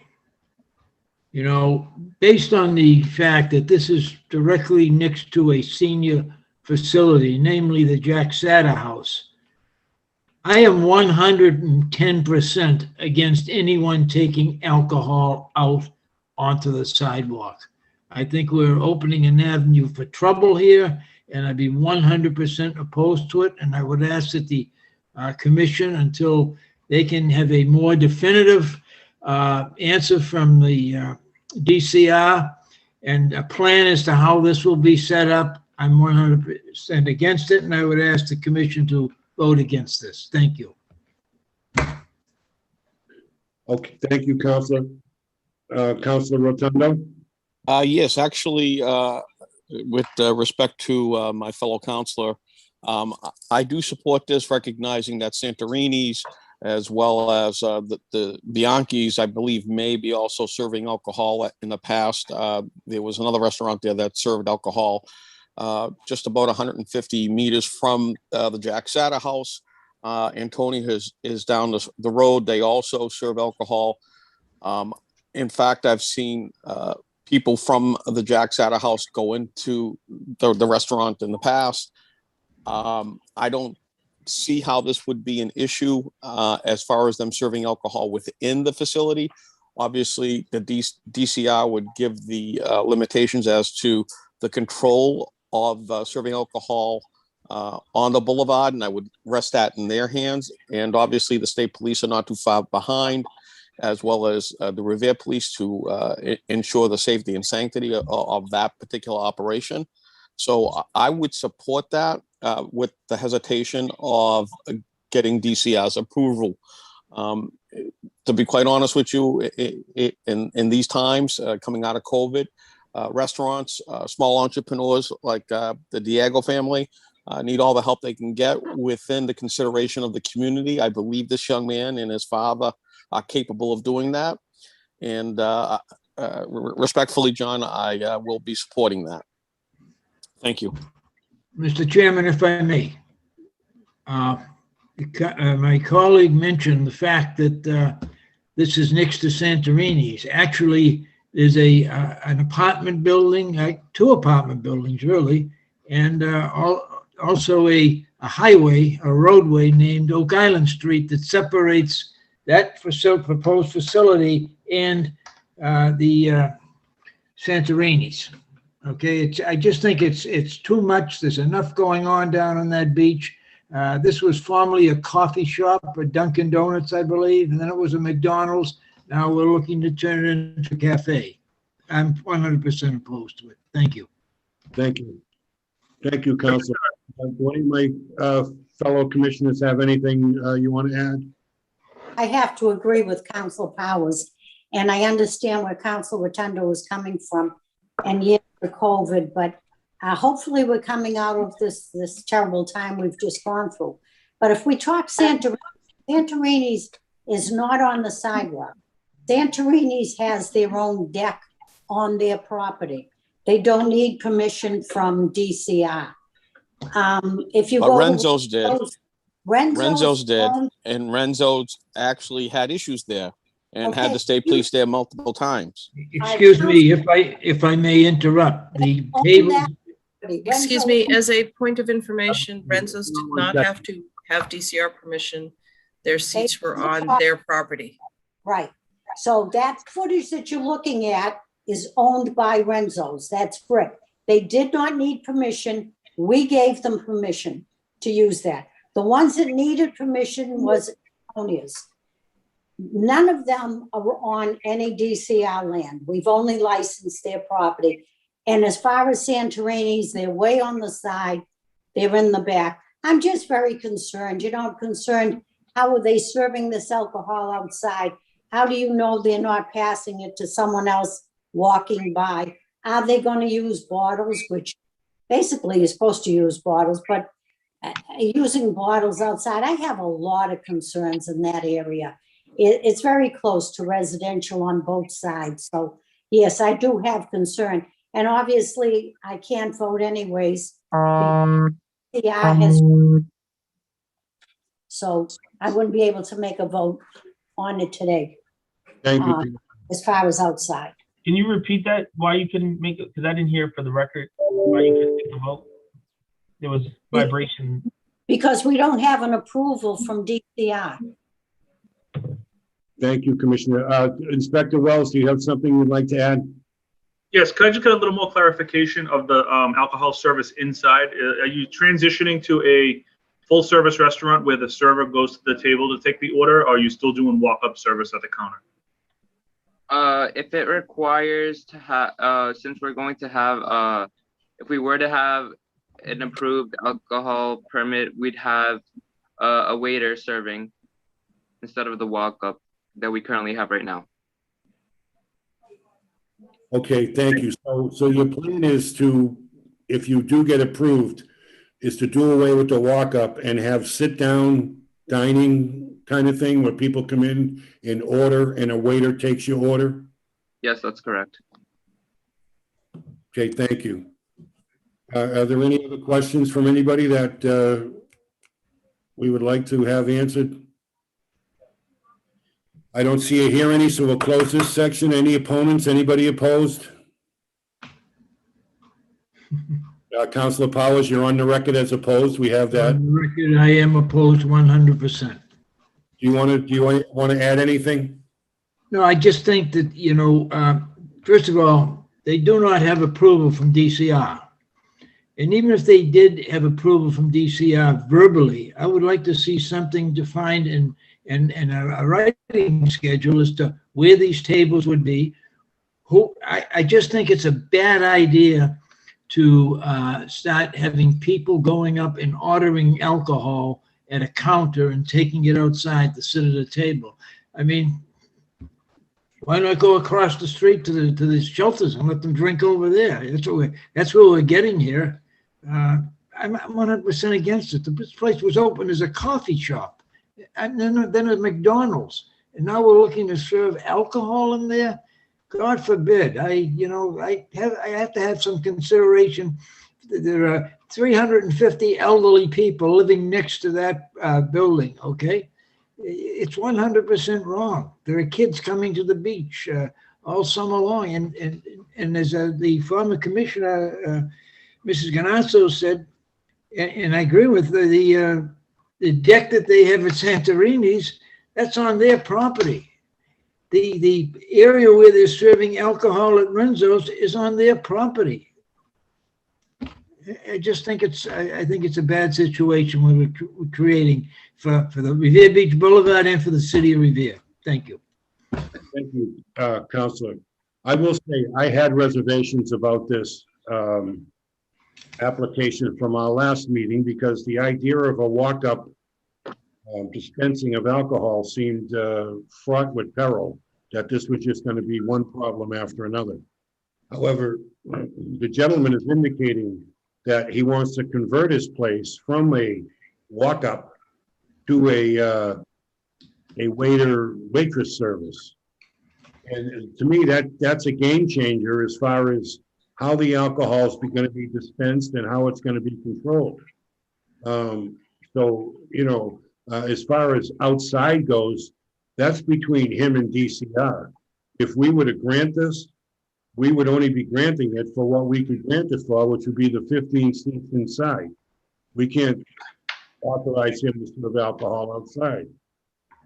So I don't know how my fellow commissioners feel about it now, that he is going to change his business to a more secure setting for serving alcohol. And it comes down to whether or not you believe the gentleman will be able to do that. I see no reason to disbelieve him, although I will say the added expense of a waiter, I'm not so sure that's going to be a winning formula. I'm going to have to agree with the Councilor John Powers. John Powers is in that area 24/7. He knows what goes on there. He has seen it. We're also talking, an ice cream stand right next door, which the kids are lined up all day long there. I mean, they do quite a business. I don't think that that's going to make that big of a difference on this business, whether they have beer or wine. And yes, I am concerned. I don't think that DCR is going to approve outdoor seating anyways with alcohol. So I have to agree with the council. I also, that area, I don't think that is the place for beer and wine. Thank you very much, Commissioner Ganasso. I see that Councilor Rotundo has his hand up. Yes, Councilor. Thank you. The last I checked, the people at the Sata House were adults and they too drink. More importantly, this is allowing a restaurant to operate alcohol and wine or beer and wine within their facility. No different than Renzo's, no different than Santorini's on their property.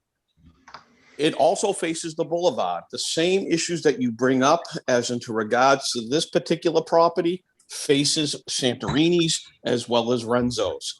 In fact, you can take a look at the police log. You have issues at Santorini's and Renzo's and other establishments. There are no difference. You have greater issues at Kelly's at night. I live actually right on the beach. And I can tell you, I'm closer to the Sata House than any one of you is right now.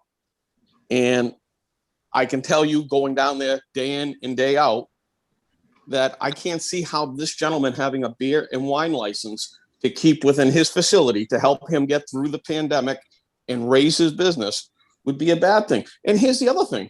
You have the opportunity to revisit this. If he's going to do wrong instead of do right, you can take the license away. I can't see why you can't give this young man, in particular, who's probably translating for his father, the benefit of the doubt.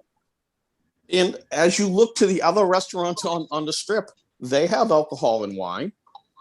But yet, what about their police logs? Shall we go into that? I don't believe this young man has an issue there with the police ever. But I can tell you Kelly's does. I can tell you Santorini's did. I can tell you that Renzo definitely had. I can go down the list. But you're not going to give this young man the benefit of the doubt. Councilor Rotundo, in all due respect, we have very good establishments on Revere Beach. We don't have all problems in all these businesses. Please, you just cast that dispersion on this young man without giving him a chance. You know what, George? We're trying to bring up our city.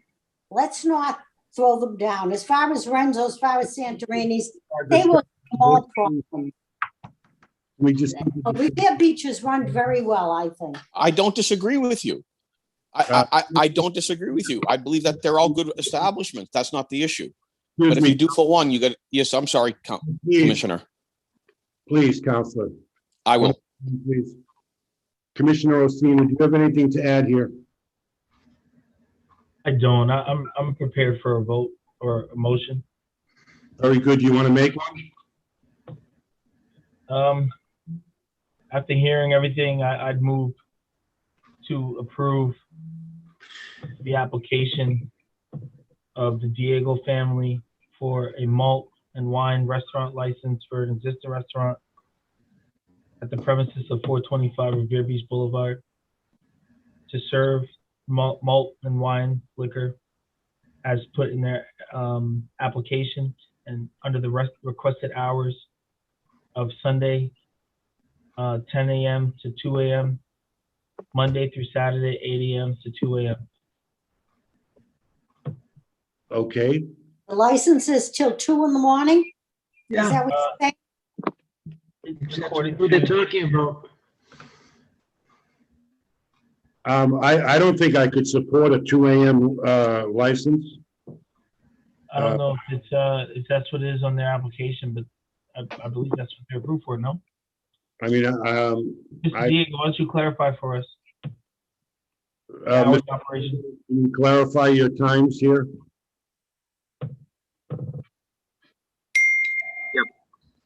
So what the restaurant has is until 2 a.m., but we definitely do not want that for the alcohol license. We'd be willing to have some restrictions on that, maybe serving alcohol possibly at 11. I'm not sure, to be honest with you. But yeah, I'm not willing to serve alcohol after 2 a.m. Well, please, let's, to my commissioners, please, let's just take into consideration on the hours, if this is going to be approved, the hours. Remember, Kelly's is there. Kelly's, people eat there, as George Rotundo said. People eat there. Now, if there's a bar open till 2 o'clock, they're going to run, sit in a seat and have another beer. You know, I just don't think this calls for 2 o'clock license on Revere Beach next to Kelly's, where everything else is closed. You know, we hear Bianchi's is not even going to stay open until 2 o'clock. So please, to my commissioners, I would never approve a 2 o'clock license. I agree. I think Sunday should be until 11, or I mean 10 p.m. The beach typically shuts down on Sunday quite early. 2 a.m. is I think a bit ridiculous. I would certainly move for that to be restricted until 10 p.m. on a Sunday and 12 o'clock on Saturday. Okay, so the motion would look something like this. The application would read Sunday 10 a.m. to 12 p.m. No, I'm sorry, that's correct, incorrect. So the requested hours would be 10 a.m. on Sunday until 10 p.m. Is that what you're? That's what I would move. And on Monday through Saturday, you would have a 12 midnight stop? Or earlier? I think a 12 midnight stop is more appropriate for the weekend. For Friday, Saturday. But the Sunday to Thursday should be at 10 p.m. The motion at the moment would read, the alcohol license would be approved for Sunday through 10 a.m. to 10 p.m. and Monday through Saturday, 8 a.m. to 12 p.m. Now that Saturday, 8 a.m., that's the restaurant hours. You want to start serving alcohol at 8 o'clock in the morning? Well, they have to go by the alcohol license. Right. What we put on the alcohol license. But I think what Commissioner Oshina is saying, are you saying 10 to 10 Sunday through Thursday? Yes. Right, Sunday through Thursday. So then Friday and Saturday, you want 12. I think 12 is more appropriate. Right. Okay, I'm okay with that. For the alcohol license.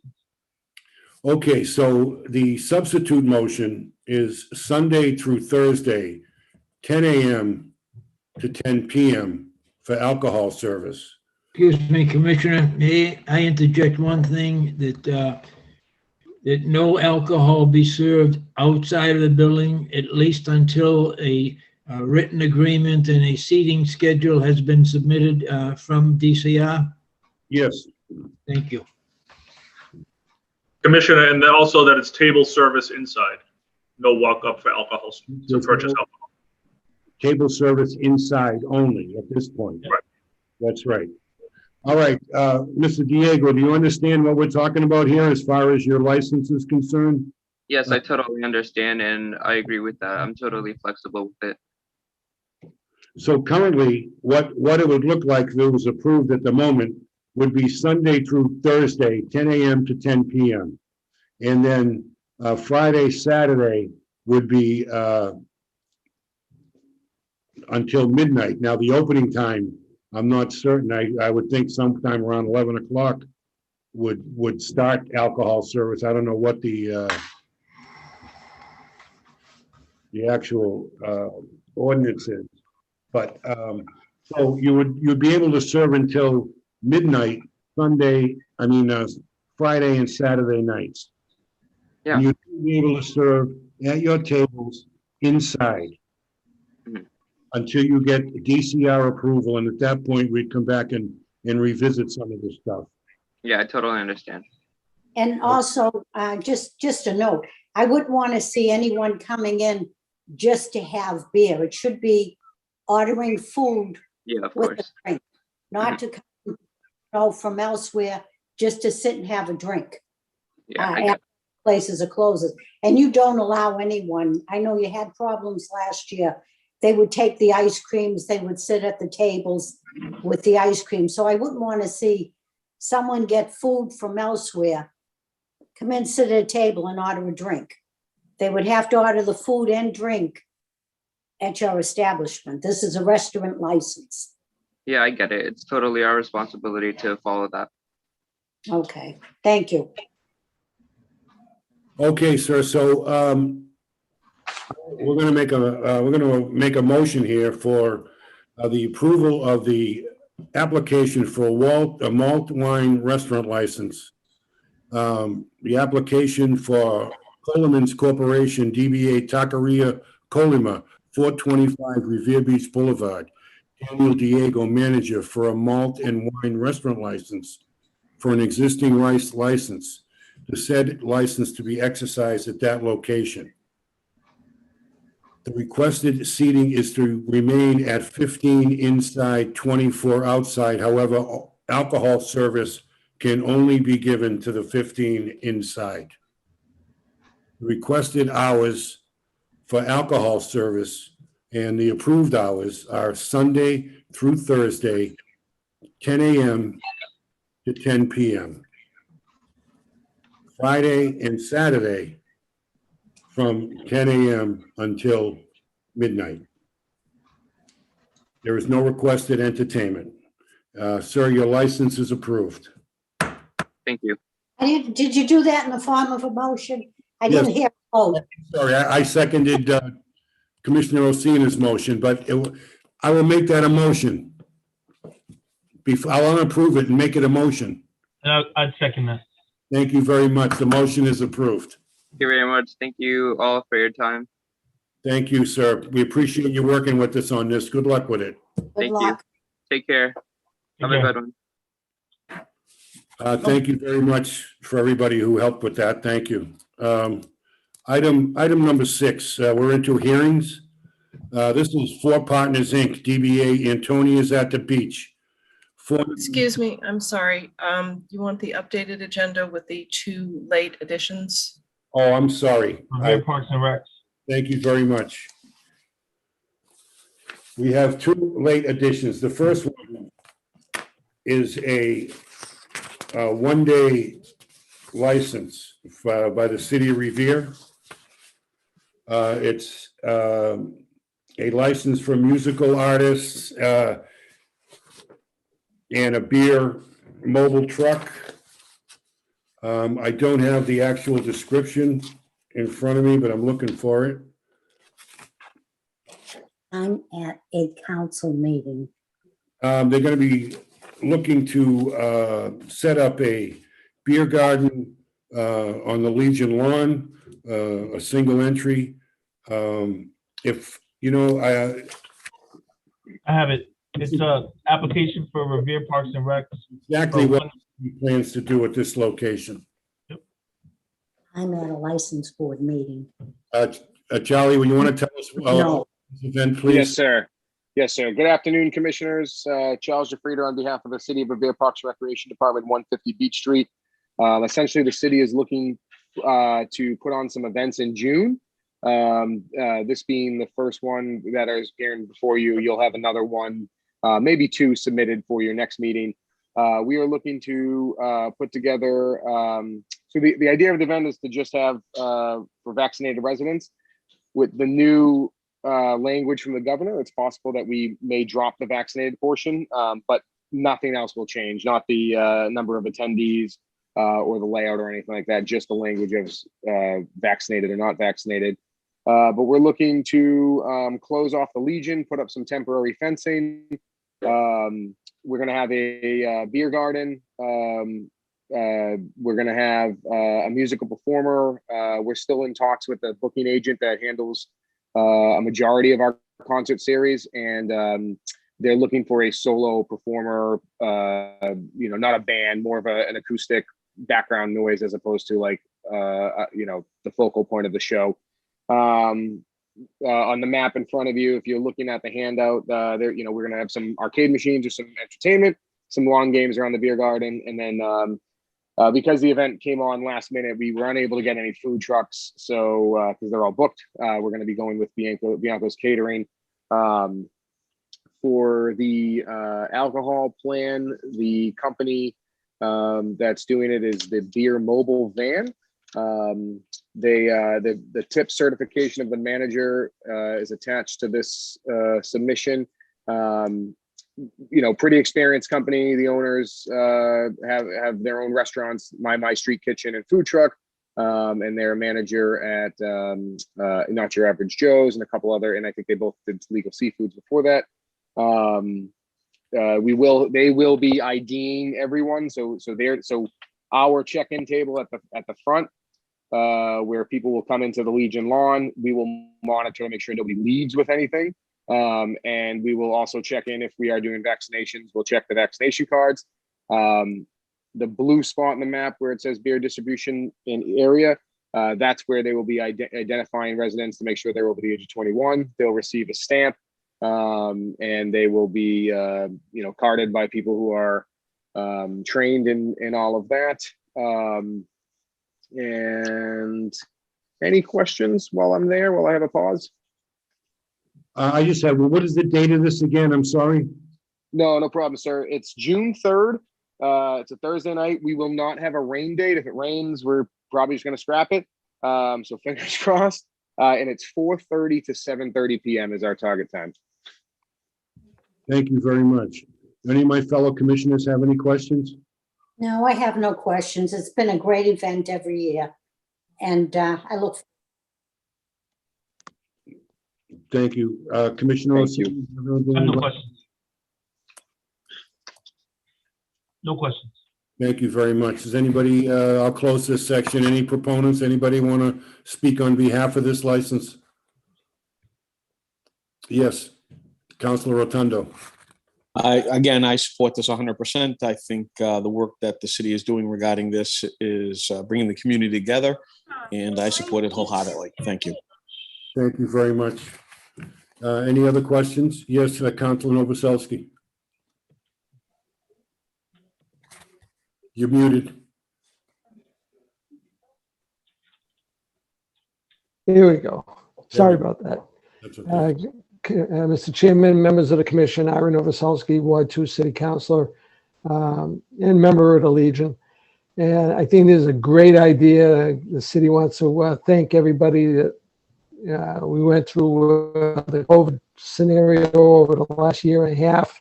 And it's a great choice. I know the Parks and Rec does a great job setting things up, and we look forward to having an enjoyable evening there. Just one question, if I may. They're not putting a truck on the grass, are they, Charlie? Great question. No, sir.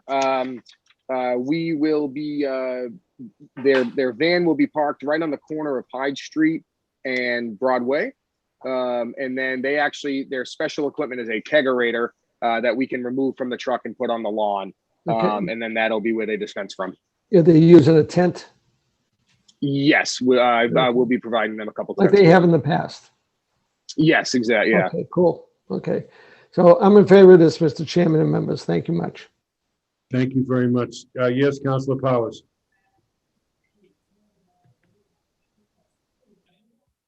You're muted, sir. Can you hear me now?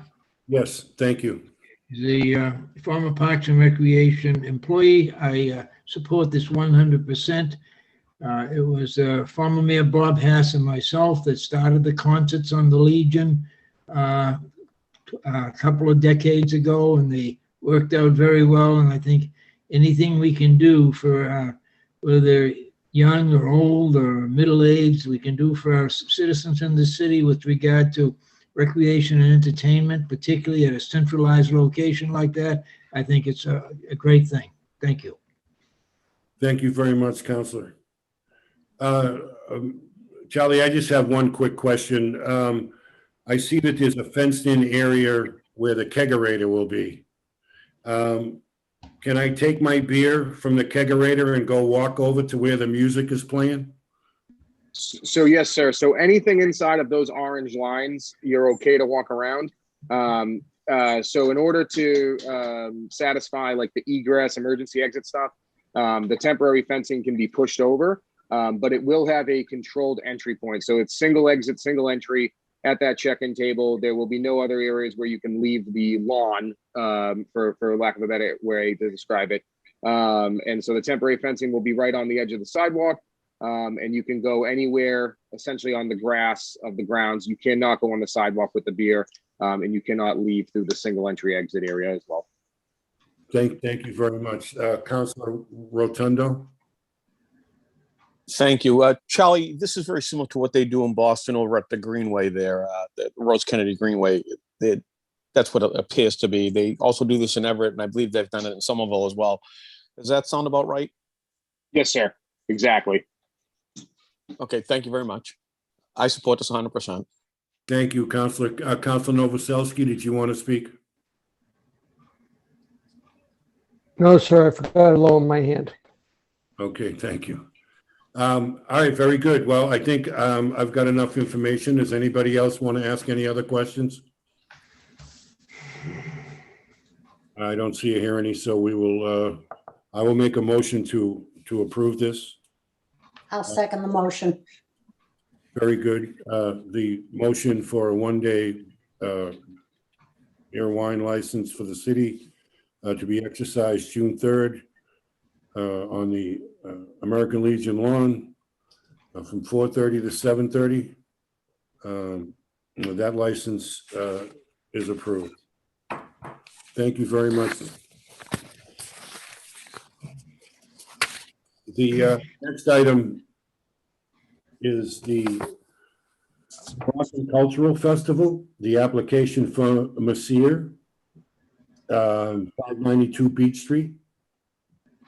Rishad Makabir is the event manager. This is an application for a Moroccan Cultural Day, a yearly street festival promoting diversity and inclusion. It has been organized at Shirley Ave since 2017, and now it is going to be an application for a one-day license to be exercised at the Whalen School.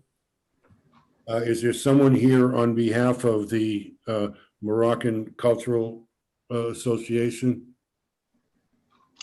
Yes, Commissioner. My name is Rashid Mukhabir of 592 Beach Street. I'm one of the human rights commissioners in the city.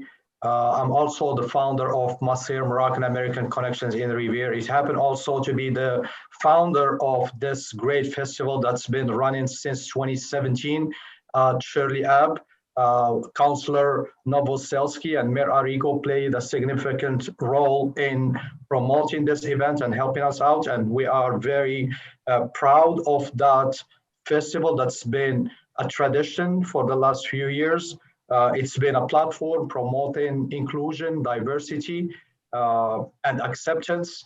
And I'm here because we can't do it at this time at the Shirley Ave. I'm here to seek a one-day entertainment license with no alcohol at the Whalen School from 1 to 7 on August 14th. Thank you very much, sir. Do any of my fellow commissioners have any questions for the gentleman? I have no questions. And I think, again, has Council Sereno sent in a message he wanted to read out loud. He couldn't make the meeting today, but I think he was speaking in favor of this. Yes, I have his letter right here. I can read it if you'd like.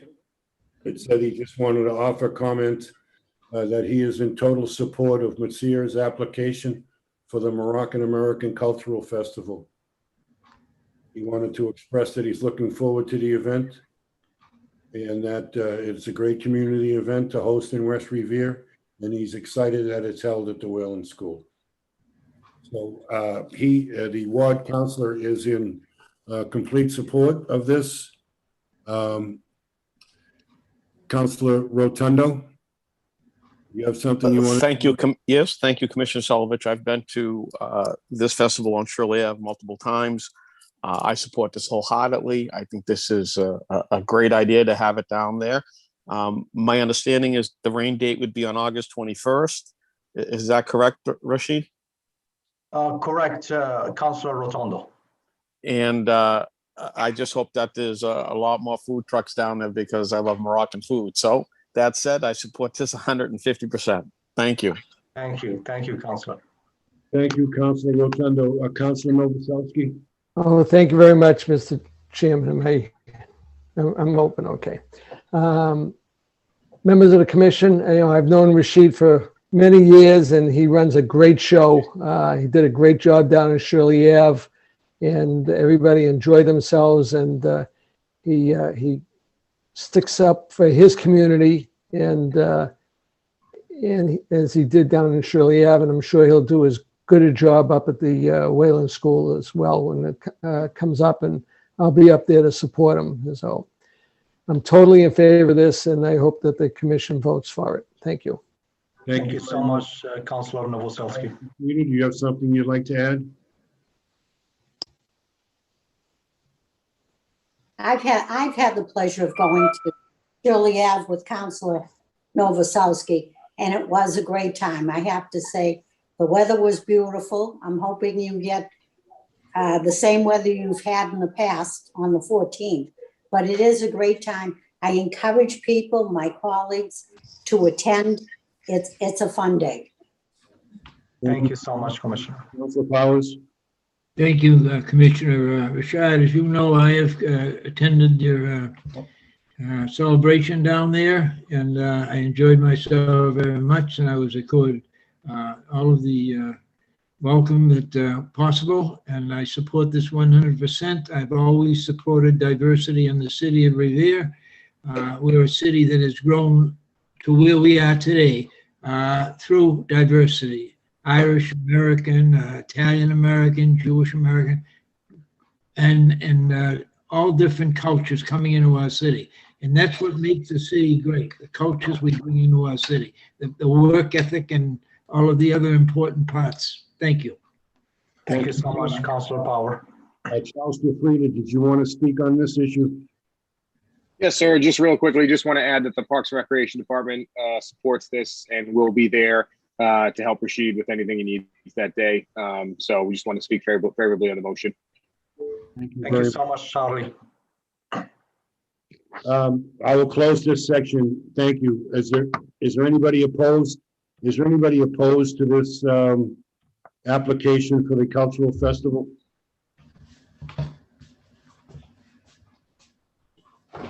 I don't see or hear any. I'll close that section. I'll make a motion to approve. I'll second the motion. Very good. The motion for the Moroccan Cultural Day is approved. The street festival promoting diversity and inclusion to be exercised at the Wayland School parking lot on Saturday, August 14th, 2021, from 1 p.m. to 7 p.m. The rain date is August 21st. Thank you very much, sir. That application is approved. Thank you so much to all the commissioners as well as all the councilors. Thanks, Mike Wells, as well for his support to the event, and I appreciate your help. Have a good one. Good luck. Thank you very much, sir.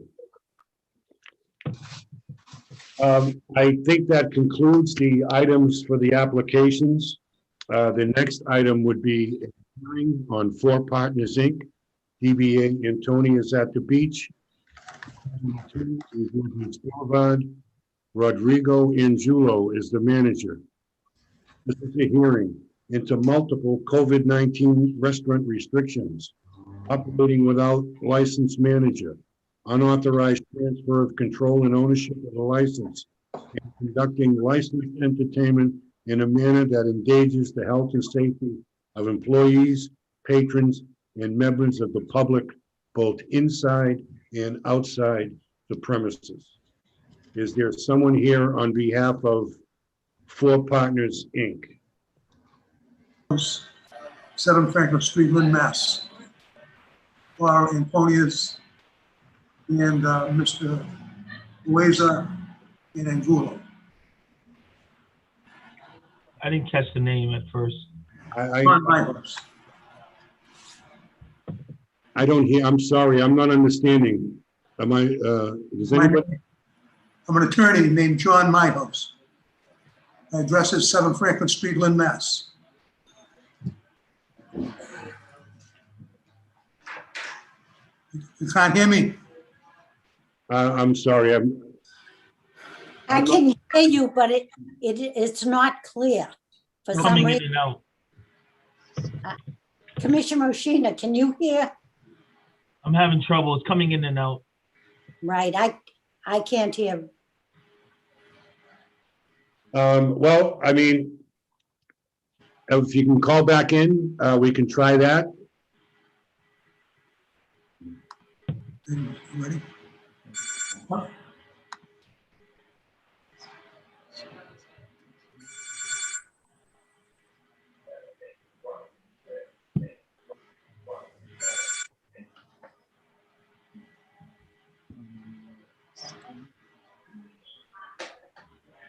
Hello?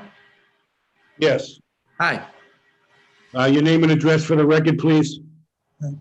Attorney John Myhouse, 7 Franklin Street, Lynn, Mass. Representing Antonia's Restaurant and Mr. Angulo and Mr. Ueza. Okay, well, here's the situation. We've called you in here because of numerous violations, and I'm gonna have Inspector Wells go through some of the latest ones, and part of the reason why we're here. Inspector Excuse me, Wells. I may add, I'd like to, Mr. Angulo is not here with me this afternoon. He's home in bed sick, so I would hope you'd excuse his presence. Well, He's right here. There's a problem with this whole situation regarding Mr. Angulo. Was Mr. Angulo ever there? Well, I've met him here on numerous occasions. Part and parcel of our response to your complaint, the fact that he is not present as a manager should be, we're requesting to just putting forward to the board or to the commission that we intend to apply for a change in managership. If you give us 7, we do it within the next 7 days to address that issue. No, I mean, the management issue is one thing, okay? Right. And normally, in and of itself, that would probably be something we could work with. But, you know, there's a situation there where there doesn't seem to be anybody managing the place. And whoever is managing the place has no regard for the city, the inspectors, the regulations, the rules, anything. So I think we have a significant problem here that goes well beyond, you know, who the manager on the piece of paper is. Inspector Wells, can you run through some of the problems that we've seen here in the past few weeks? Sure. So Antonia's has been before the License Commission previously for COVID-19 violations, and most recently they had were found in violation of dancing. They had a DJ in the restaurant on May 7th, Friday, May 7th. And they had a dance party. Also, you know, there was some stuff on social media on April 26th. Also, a DJ playing in the restaurant, which not in violation. However, the violation is that they were providing dancing to go along with the DJ. So two particular dates. The second one was advertised as an event. The DJ who came in advertised this as an event, although it was not an event. An event would have a host and a guest list and would not be advertised or open to the public. Antonia's had publicly advertised the event with no host and no guest list, but an open invitation to the public to come to the party. So that's not an event in terms of the COVID rules. And the event, to end their advertisement, doesn't make it any more so, advertising it as an event. So they were still in violation of COVID-19 regulations. I believe some pictures were forwarded to the commission of that event. So-called event. Thank you very much. Just as an aside, I went to the place the following night on May 8th, and the place was really crowded. It looked as if there were several First Communion parties going on. It looked like, you know, all of the COVID restrictions had been completely ignored. So, I mean, it doesn't seem as if the business gets it. And I don't know what we would do to ensure that they do get it. I mean, I have ideas. Does anybody else want to speak on this matter? Well, I just would like to respond. I agree with you, but I think they get it now. They received the notification from you and they went out and retained me. They may have misunderstood Governor Baker's regulations relative to COVID and inadvertently broke the rules. I'm not denying that. We're not going to question any of the statements made by the commission presently. But I think they understand and they will comply in the future, number one. Number two is, it looks like all the regulations are going to be taken back by May 29th of this year. So they made mistakes. They're here before you to state that they're willing to abide by any changes the board wishes to put forward relative to meeting the requirements. And mistakes were made. And that's all we can say. We're not going to deny it. Well, I have to tell you, Counselor, when a city inspector goes into a building and he says to them, hey, I see that you're advertising a dance party. You can't have this dance party. And then an hour later, they have the dance party. That's a little bit more than a mistake was made, all right? The context.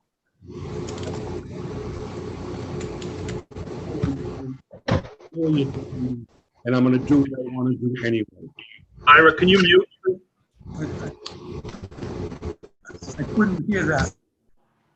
I'm sorry? Sorry, I couldn't hear you. It was all breaking up here. I'll just repeat this part. The city inspector went in and said, no dancing. The manager of the place says, okay, the city inspector leaves. An hour later, there's dancing. That's not, we misunderstood. When did that occur, sir? When that happened? That occurred on the evening of the 7th, my understanding. Okay, I'm sorry. My name is Fernando. Probably I was the one who talked to Michael.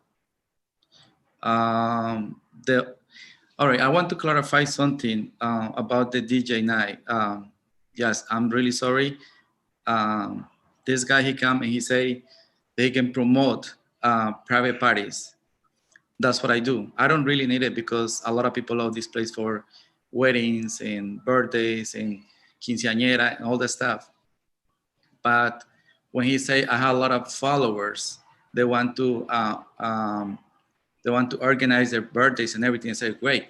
I didn't advertise in Antonia's Facebook, Instagram, nothing. He was doing it his own.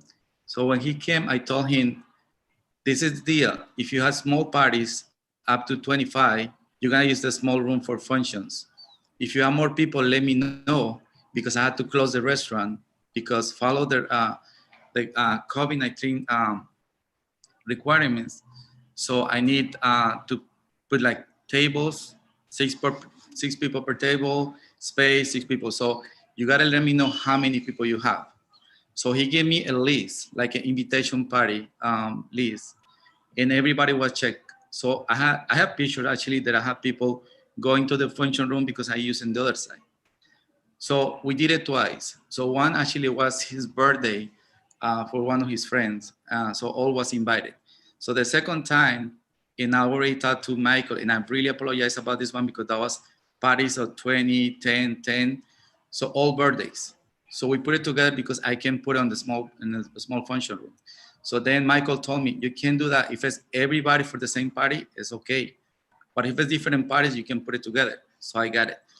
But the next day when you're telling me we have a wedding here, there was a wedding and there was 60 people and the whole restaurant was using for them. So I had also the picture, there was people sitting, 6 people per table, the people who was getting married. And like I said, we did it twice. And after that, I would say, you know, I don't like this one, where it's going. We're not gonna do anymore. So actually I cancel the DJ and I say, this is not a nightclub.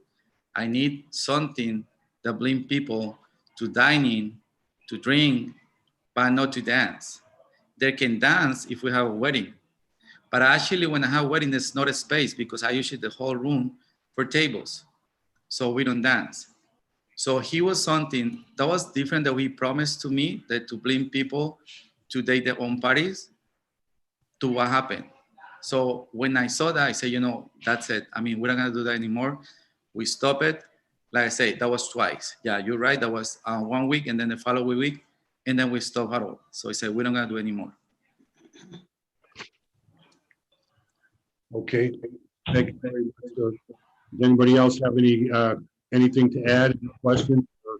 Well, to me, this sounds like I've heard this story before. I think last year, in the midst of the COVID, peak of the COVID, I personally went by, several people in the area went by. You had a large crowd in there. You were called before the board and said it was your sister taking pictures for her birthday. It was a birthday party. Mm-hmm. It was the peak of the COVID. You were called before this board. You explained you could not do that. You did deny that there was a large crowd, which, to be honest with you, I was offended by because I did see it myself.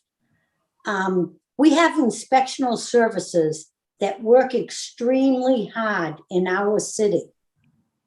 And they go to each establishment. They're very clear as to what should be taking place in your establishment. I feel you disrespected the inspectional services, the taxpayers, and everyone else in this city. You've been warned time and time again. And every time you come up with another story, you had another birthday party again. Well, that was a birthday party, I think from last year that you said was your sister's, and photographers in there. And I remember seeing a big screen in there. So, sir, I just don't understand. I am not going to have inspectional services going door to door, inspecting, bringing us the information as to what they found and they saw, and they put it in writing. I believe every word that Michael Wells has said and put in the paper, and a waste of his time having to go back to see the same thing time and time again. So I don't know what your excuse is this time. Now it's communions. I just don't think you have any respect for your license. That's my opinion. And thank you, Mr. Wells, for doing your job. I appreciate it. Thank you. I just want to clarify something. Yeah, you're right about the party. Yeah, it was my daughter's birthday party here, and everybody was my family. But yes, okay. And also I had to thank Mr. Michael because he's one call away from every time I have a question. And like yesterday I called him because I have some questions, and he replied to me in the morning. And it's right, every time, like he told me today, every time I need something or I'm not sure about something, I can call him, I can call Maggie, or I can come over. And actually they always have answers for me. And I don't think I play games, or I don't think I disrespect you or the commissioners, because I just try to manage a really tough business. I have 25 people working here, hard workers, mothers and fathers. And when somebody comes to me and offer to help me to fill this place with customers, I believe them. And when I see that's not working, yeah, we make mistakes. And when I see that's not working, say this is not going nowhere, and we're gonna stop it. And you can see last week and this week we don't have nobody. So the guy came, he offered to do birthday parties, and I said, okay, great. But like I say, since the beginning, I made him sign a contract, and I said, you're gonna be a promoter for parties. That means birthdays or anything you can bring, you're gonna be approved for me. I didn't know that he was advertising, because he wasn't advertising on my website. He was doing on his side. So from my side, I'm really sorry. It's not that I'm looking excuses. That was a year ago. Since then, nothing happened here. We've been working hard. We're doing everything to keep this place running without any help. Right now, it's even harder. I've been waiting for things that I asking from the city, like the patio and everything. I wasn't get approval yet.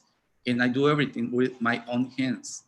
And to clarify what Mr. Rodrigo, yeah, he's helping me, he's around, but unfortunately, he got his mother sick. And you can find out it's not a liar. His mother is for a year almost dying. So he preferred to spend time with his mother, because anytime she can die. He told me, Fernando, I'm sorry, let's do everything. I want to be the manager of Antonia's legally. The problem is I'm no citizen yet, but we do have people, somebody who's gonna be signing it. So if you give me the time to fix this matter, you're gonna have your manager and everything is straight up. And like I say, I'm really sorry. You can come anytime, you can support my business, you can come here, you can see how beautiful is this place. And I'm really proud of this place. It's a beautiful restaurant. And I had 25 people, hard workers, and they don't receive a penny from the government because they can't. They just here working. I can do anything you ask me, and I will. And you're more than welcome to come and see this place. Nothing bad happened here, you know? Yes, Mr. Powers. It's not a question of something bad happening. Fernando, as you know, I went to your restaurant, and I have to say for the record, you were very gracious to me. We had a very long conversation. I enjoyed the food. You know, the ambiance, as you mentioned, was great. But I can't overlook the fact that you were in front of this board a year ago. It's not a question of whether something bad is happening at this restaurant. It's a question of you following the rules. And that seems to be the issue here. You seem like a very nice guy. It's not a question of your character and who you are as a person, but the operation of this restaurant is what's in serious question here. Because regardless of what my personal opinion is of the restaurant and how you were so gracious to me when I was in there, the reality is kitchen staff was still unmasked. And even you and I had a conversation and you were unmasked before you realized who I was sitting before you. So, it's a question of, getting someone in there that's going to operate under the rules. It's literally simple as that. I certainly don't want to see this restaurant shut down. I certainly don't want to see you operate under restrictions. It's hard enough surviving, but you got to follow the rules. And I'll be honest with you, I'm sitting in this meeting and it sounds like the same excuses we heard a year ago. But there's just an answer for everything, but there's never an answer as to why the rules aren't being complied with. It's enough already. I mean, I think that you are going to receive the benefit of the fact that things are opening up in about a week and a half. which I think, maybe changes the game a little bit for our decision here today. But I mean, enough is enough. I mean, there has to, the rules are in place for everybody. No one's going to have the benefit of making their own rules or circumventing the rules that are currently in place to do whatever the hell they want to do. You got to follow the rules. It's literally as simple as that, and so that's my 2 cents on the matter. I don't want to belabor the point. I just don't know what the commission can do at this point, given the current changes, as council pointed out on the record. Thank you very much. Yes, Councilor Powers.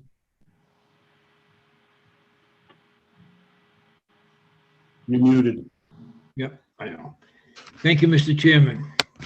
Fernando, while this is unrelated to the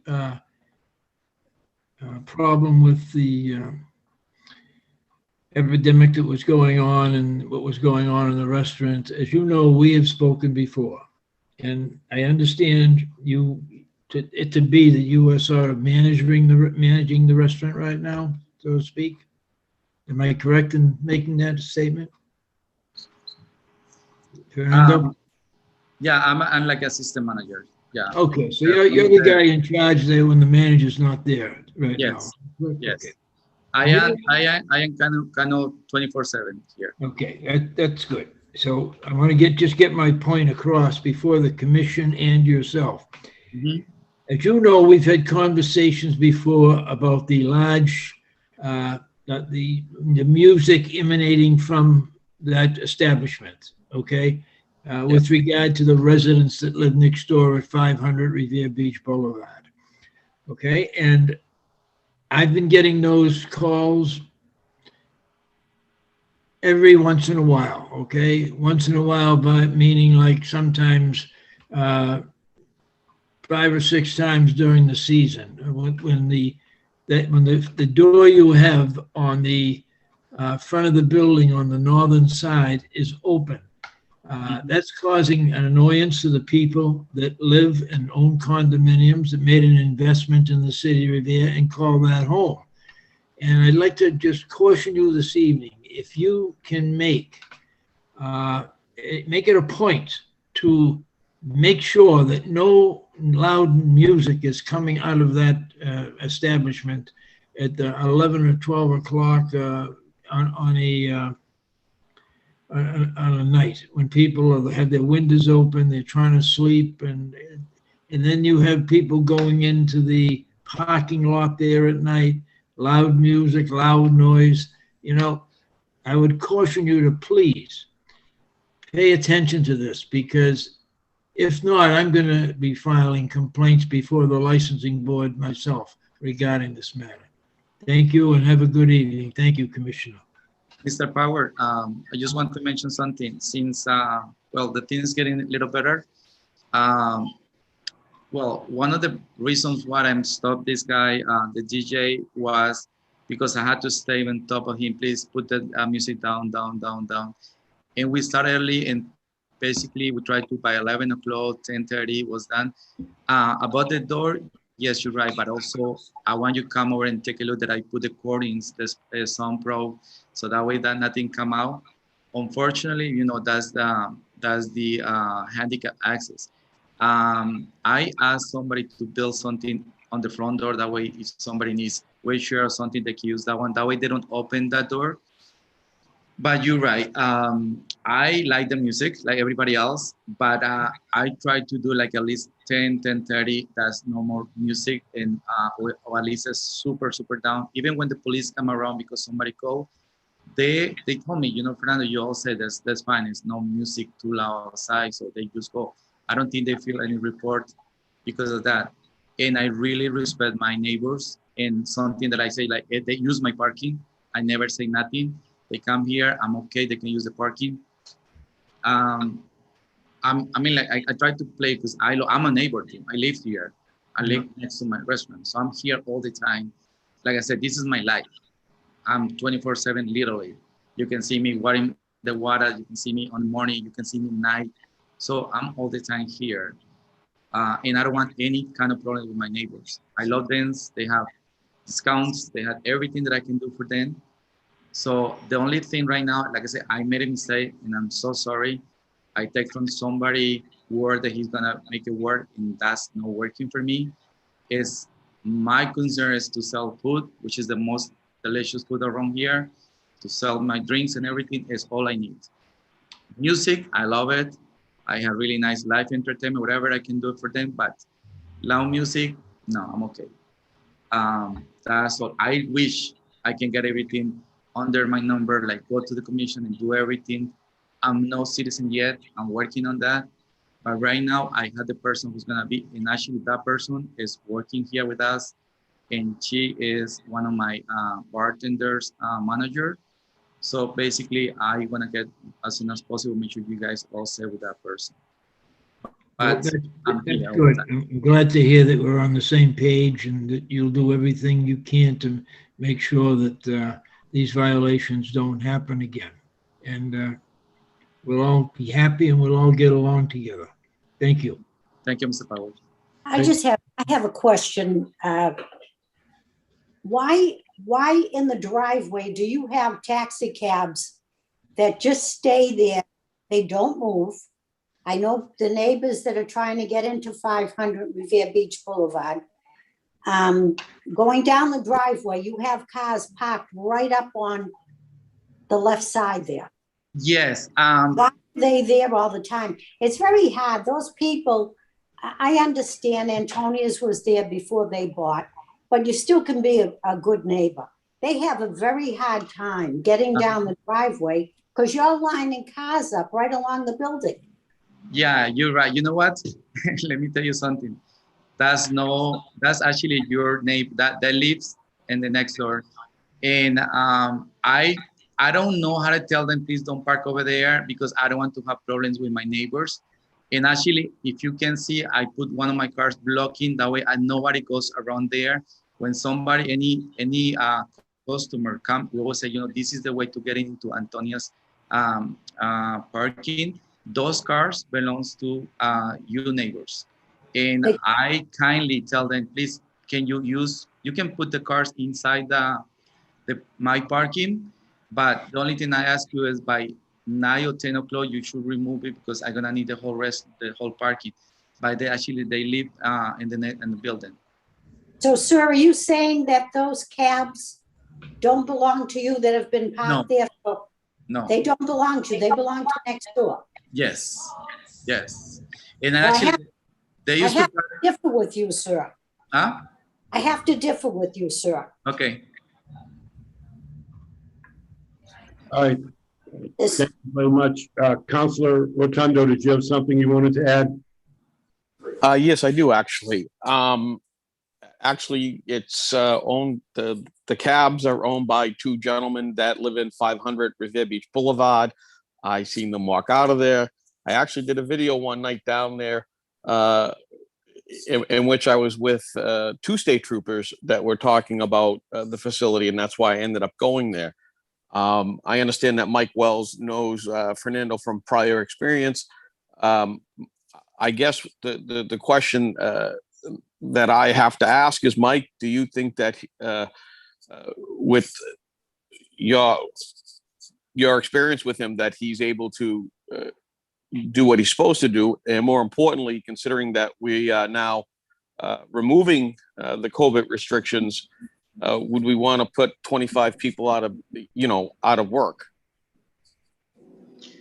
Councilor, I agree with what you're saying. However, history prevails itself in this situation at this property. So, it's in the COVID related. COVID related, yes. And that's going to be removed, correct? Over the past year and a half, there have been quite a few violations at this property. Sometimes, we don't bite, we just bark. And in the situation we're in with Antonia is that, they say they learned their lesson, but I often wonder, are they really learning their lesson? And they take a slap on the hand and they move forward and they do it again.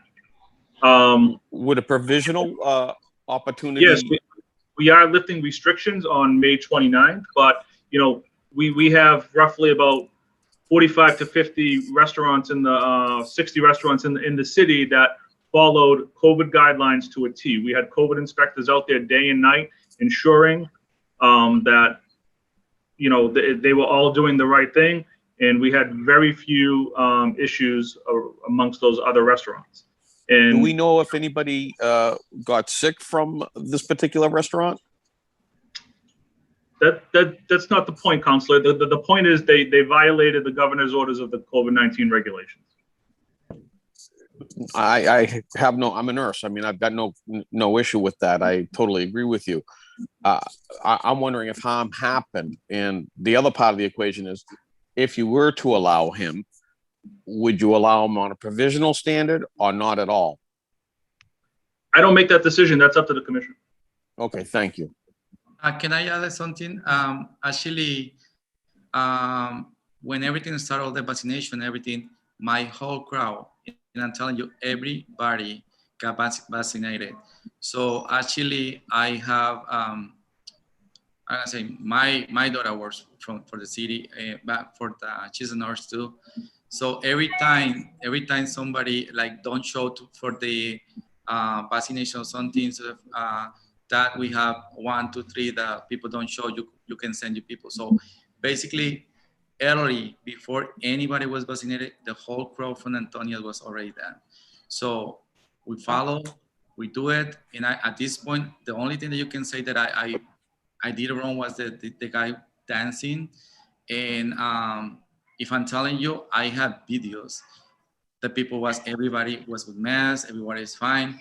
And pretty much everybody was over the 60s. So that was no younger crowd, everybody's over the 60s. So and that's actually another thing that I do every time I book a party, any kind of wedding or something.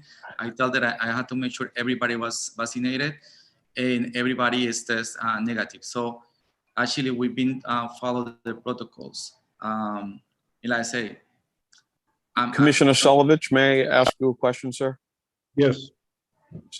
So my concern is the issue of not following the COVID rules and the balance of 25 people losing their job, and the ability of your commission to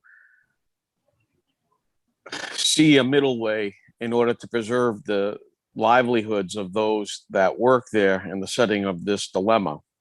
I'm not sure how that balance works out. I trust emphatically Mike Wells. This gentleman seems to be earnest. You know him better than I do. But again, you've got 25 people that are going to lose their jobs. So what do you propose? I hope. In all fairness, excuse me, in all fairness, don't you think you're asking the commission to consider their 25 jobs? I would think that the business owner is the one that should have considered the jobs. And I believe there are movies and no one had masks on. Well, I was told that there were movies, and if there are movies, then obviously that they should be produced today. Other than that, it's conjecture. But that said, I trust. Do any of my commissioners have the movie of them dancing? We have it. We all have it. So I trust. So I trust that you. There were no masks, and that I guess that's what I'm very offended with this business. They seem to. And I can't blame you. No, you know why? They seem to, no matter what anyone says, we're not telling the truth. And I'm getting very offended again. I watched the movies. Michael Wells has been there. He's seen it. I've seen it. And yet our word is becoming questionable here. And I trust full well the commission and the fact that you have the movies and that you've seen them, and Mike Wells I know very well, and I believe everything that the commission and Mike Wells has stated. And for me, the issue is there a way of preserving the 25 jobs? That's the issue that I'm presenting. That's all. I leave the rest up into your hands, and I respect your decision totally. Again, I'm thinking of those 25 people. Okay, that's all. I'm going to again say, last year, when we gave them a break because of their employees, we got the same story. We felt bad for the 25 workers.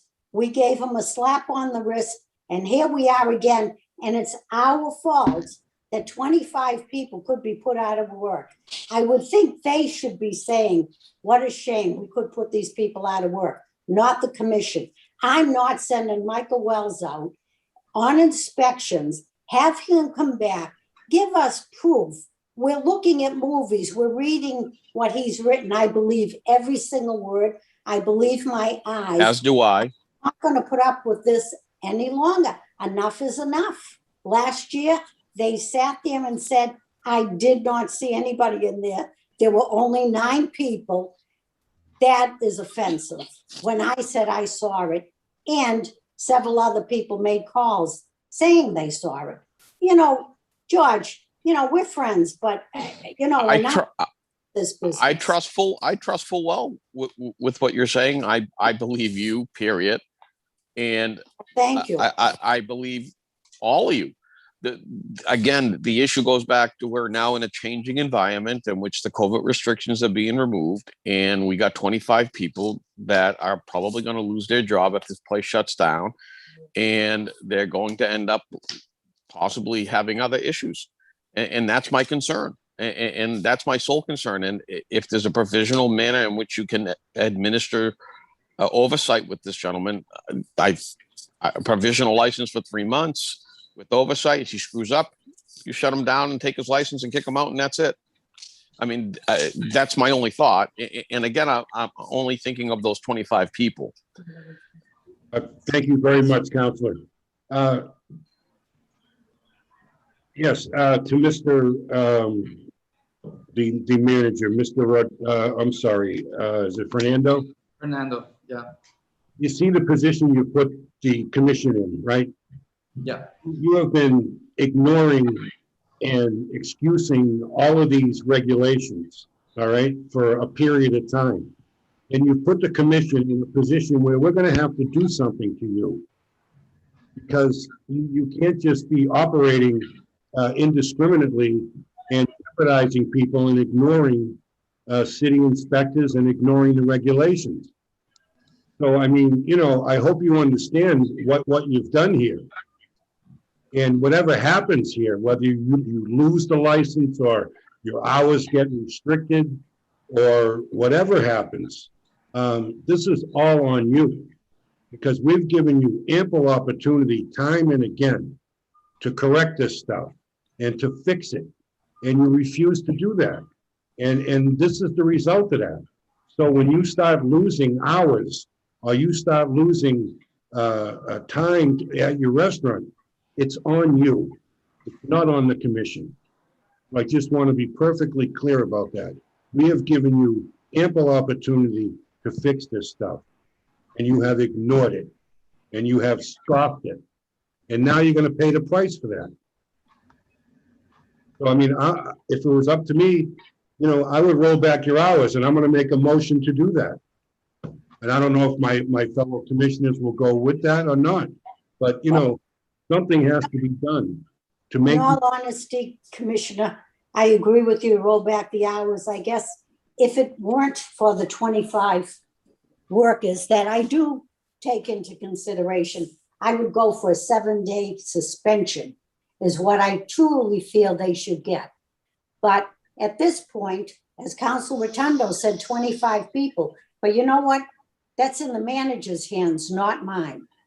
But I would certainly entertain a rollback of hours. Can I just say something? I know you say that you have videos about people without in dancing. I have video, the same video that, I mean, somebody showed me pictures, but I had a video where only like 15 people was dancing and everybody was with masks. I mean, yeah, I'm sorry about this DJ thing that I shouldn't do. I should wait another month or whatever to do it. I know it's been hard. And especially when you have a huge restaurant empty and you got to do anything to blame people here. And when somebody say, I can help you, well, right now, yeah, that's my whole responsibility to whatever happens to Antonia's. I'm the one who keep it.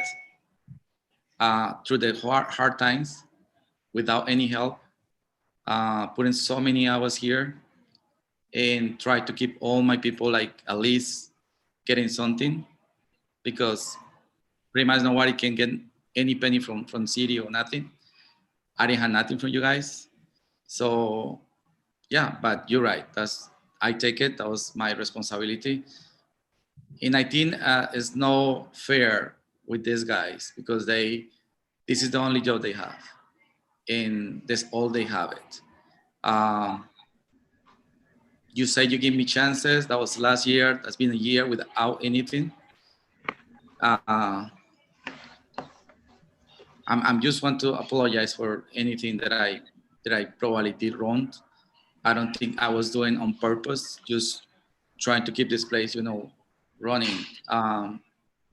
It's hard, to be, only one person because I don't have any help, but I'm just a person who came to this country looking for better life and helping my people. That's what I have here. A lot of people, they just want to work. And besides one or two people that come here to see this place, I don't see nobody else supporting me or supporting Antonias. That's all I can say. I support my city. I support my police department, my state police, fire department. I do anything for the city, my neighbors. That's not excuse me for if I did something wrong. Thank you, sir. I appreciate that. Look, no one's trying to put you out of business. No one's trying to put your employees out of business. All we want is compliance. Just comply with what all the other restaurants are doing. That's the only thing you have to do. And if you could do that, we would be fine. So I don't, I don't really feel like, we want to lower the boom on you and put you out of business. So, I guess, I don't know. What do you think, Commissioner Guanasso? Would you be in favor of a rollback of hours, or would you want to continue this for a period? I know we've continued. No, I honestly don't think we should continue it, only because the inspectional services have put a lot of time into this. They've had to go back on numerous occasions.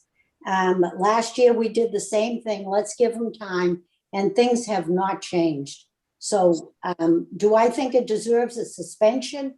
I absolutely do. But if I don't have the suspension, I would go with rollbacks. But I just don't think another slap on the wrist is going to do it. Well, this is coming into their busy season, and so any type of rollback or suspension is really gonna put a dent in it. And I get it if that's what you want to do. Is there a motion here that you wanted to make on this, or how did you? I haven't heard from Commissioner Osina. I don't know how he feels on this. So, and I thank you for the brief opportunity.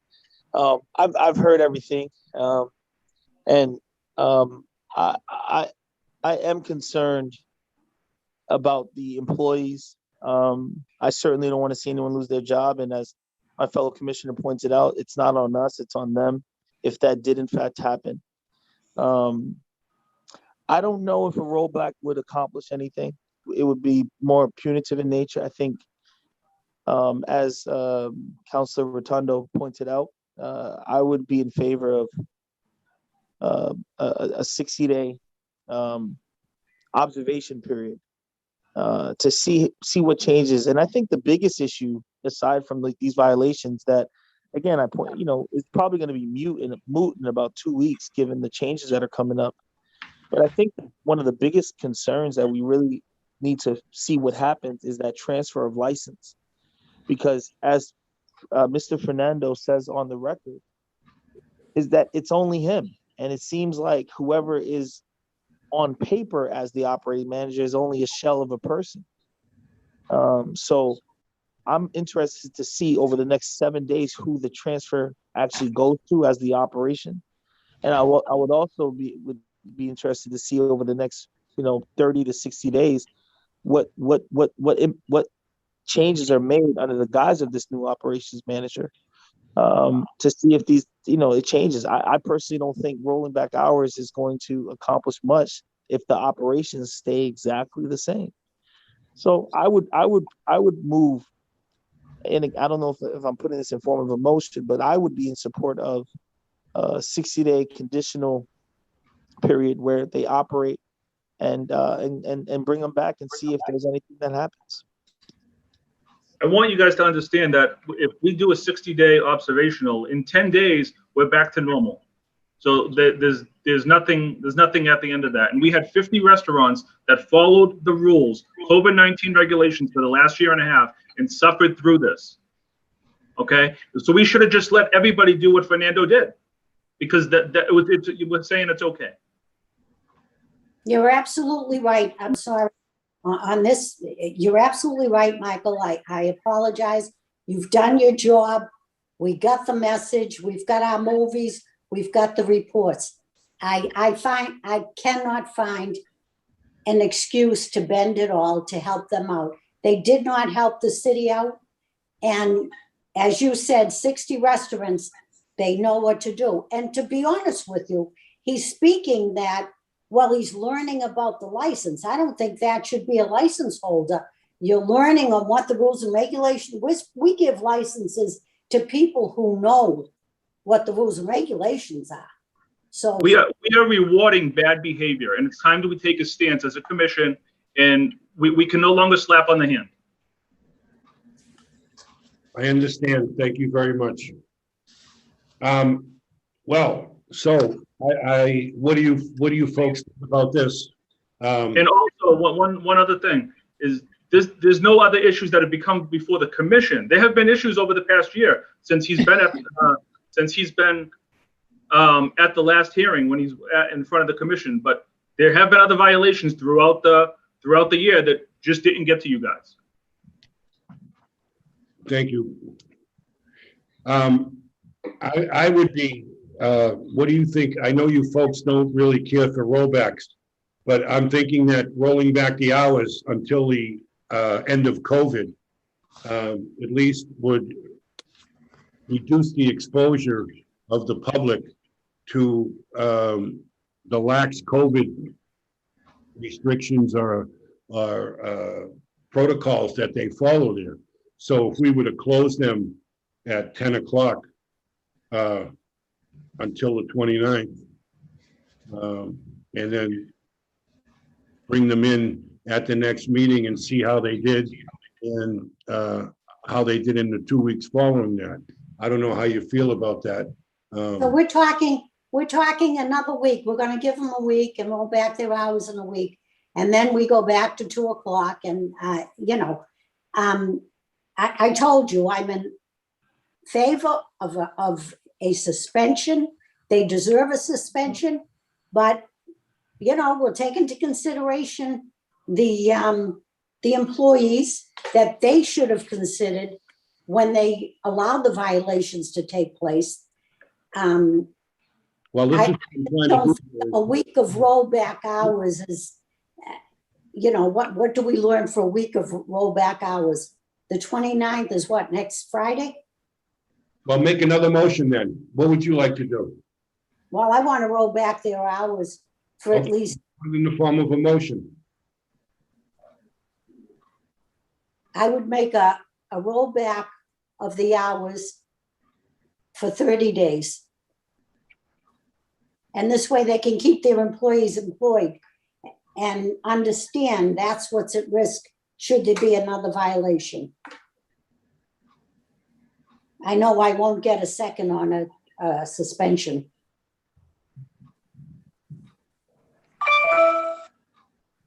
Yes.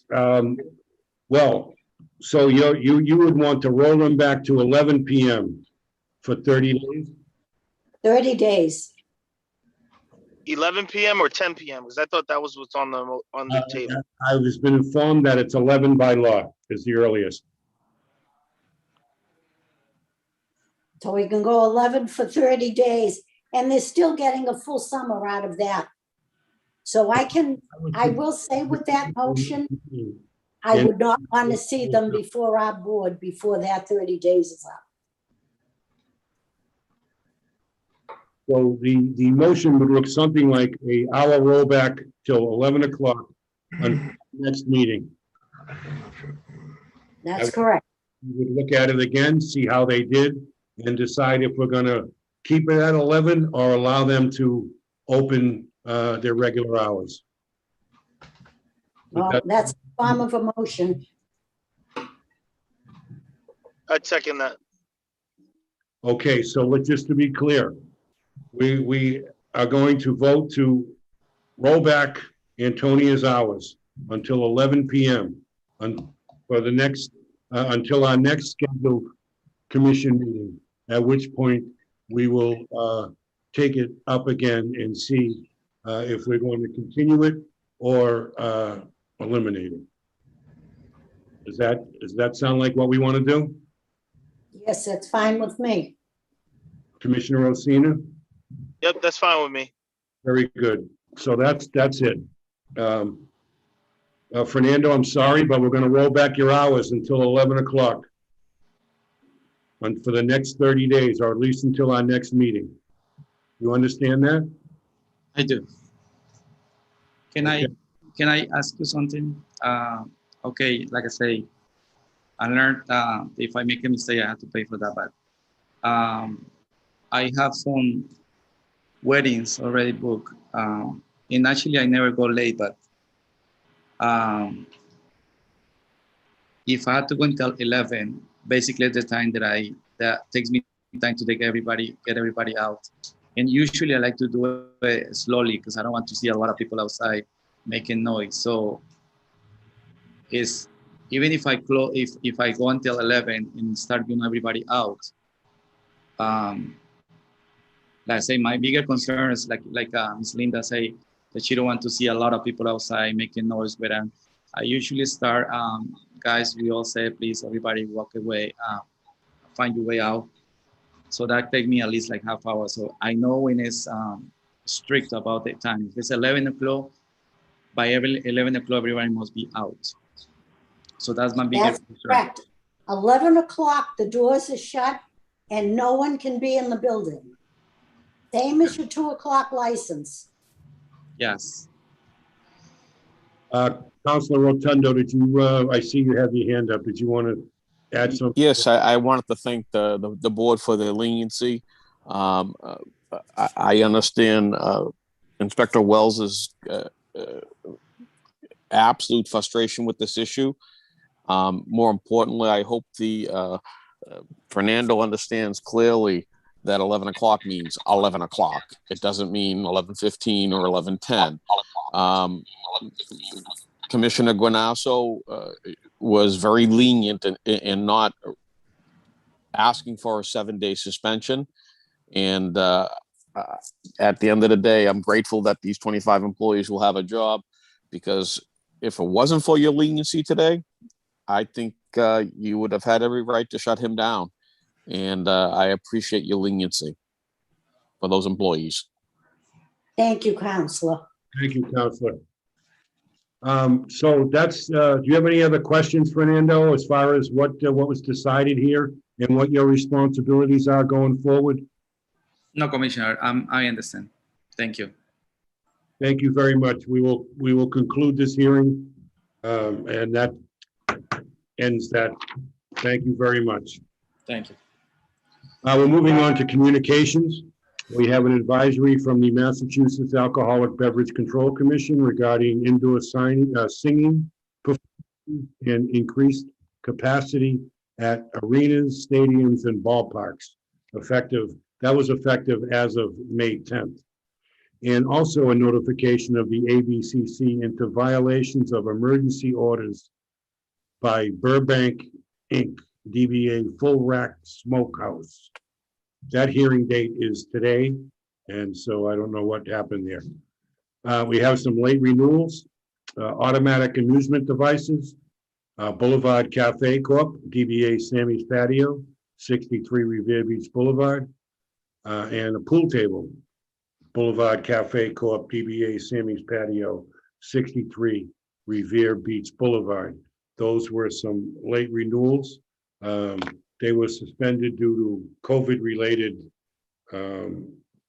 closures of the business. So those licenses are renewed. And I would, that concludes the items on the agenda. Am I missing anything? Now, we will have a special meeting. Is it on Monday? What time is our meeting on Monday? It is Monday, the 24th at 11 o'clock. And the 11 next regular meeting will be on June 16th. Very good. So we'll adjourn until Monday, the 24th at 11 a.m. Motion to adjourn. Thank you very much.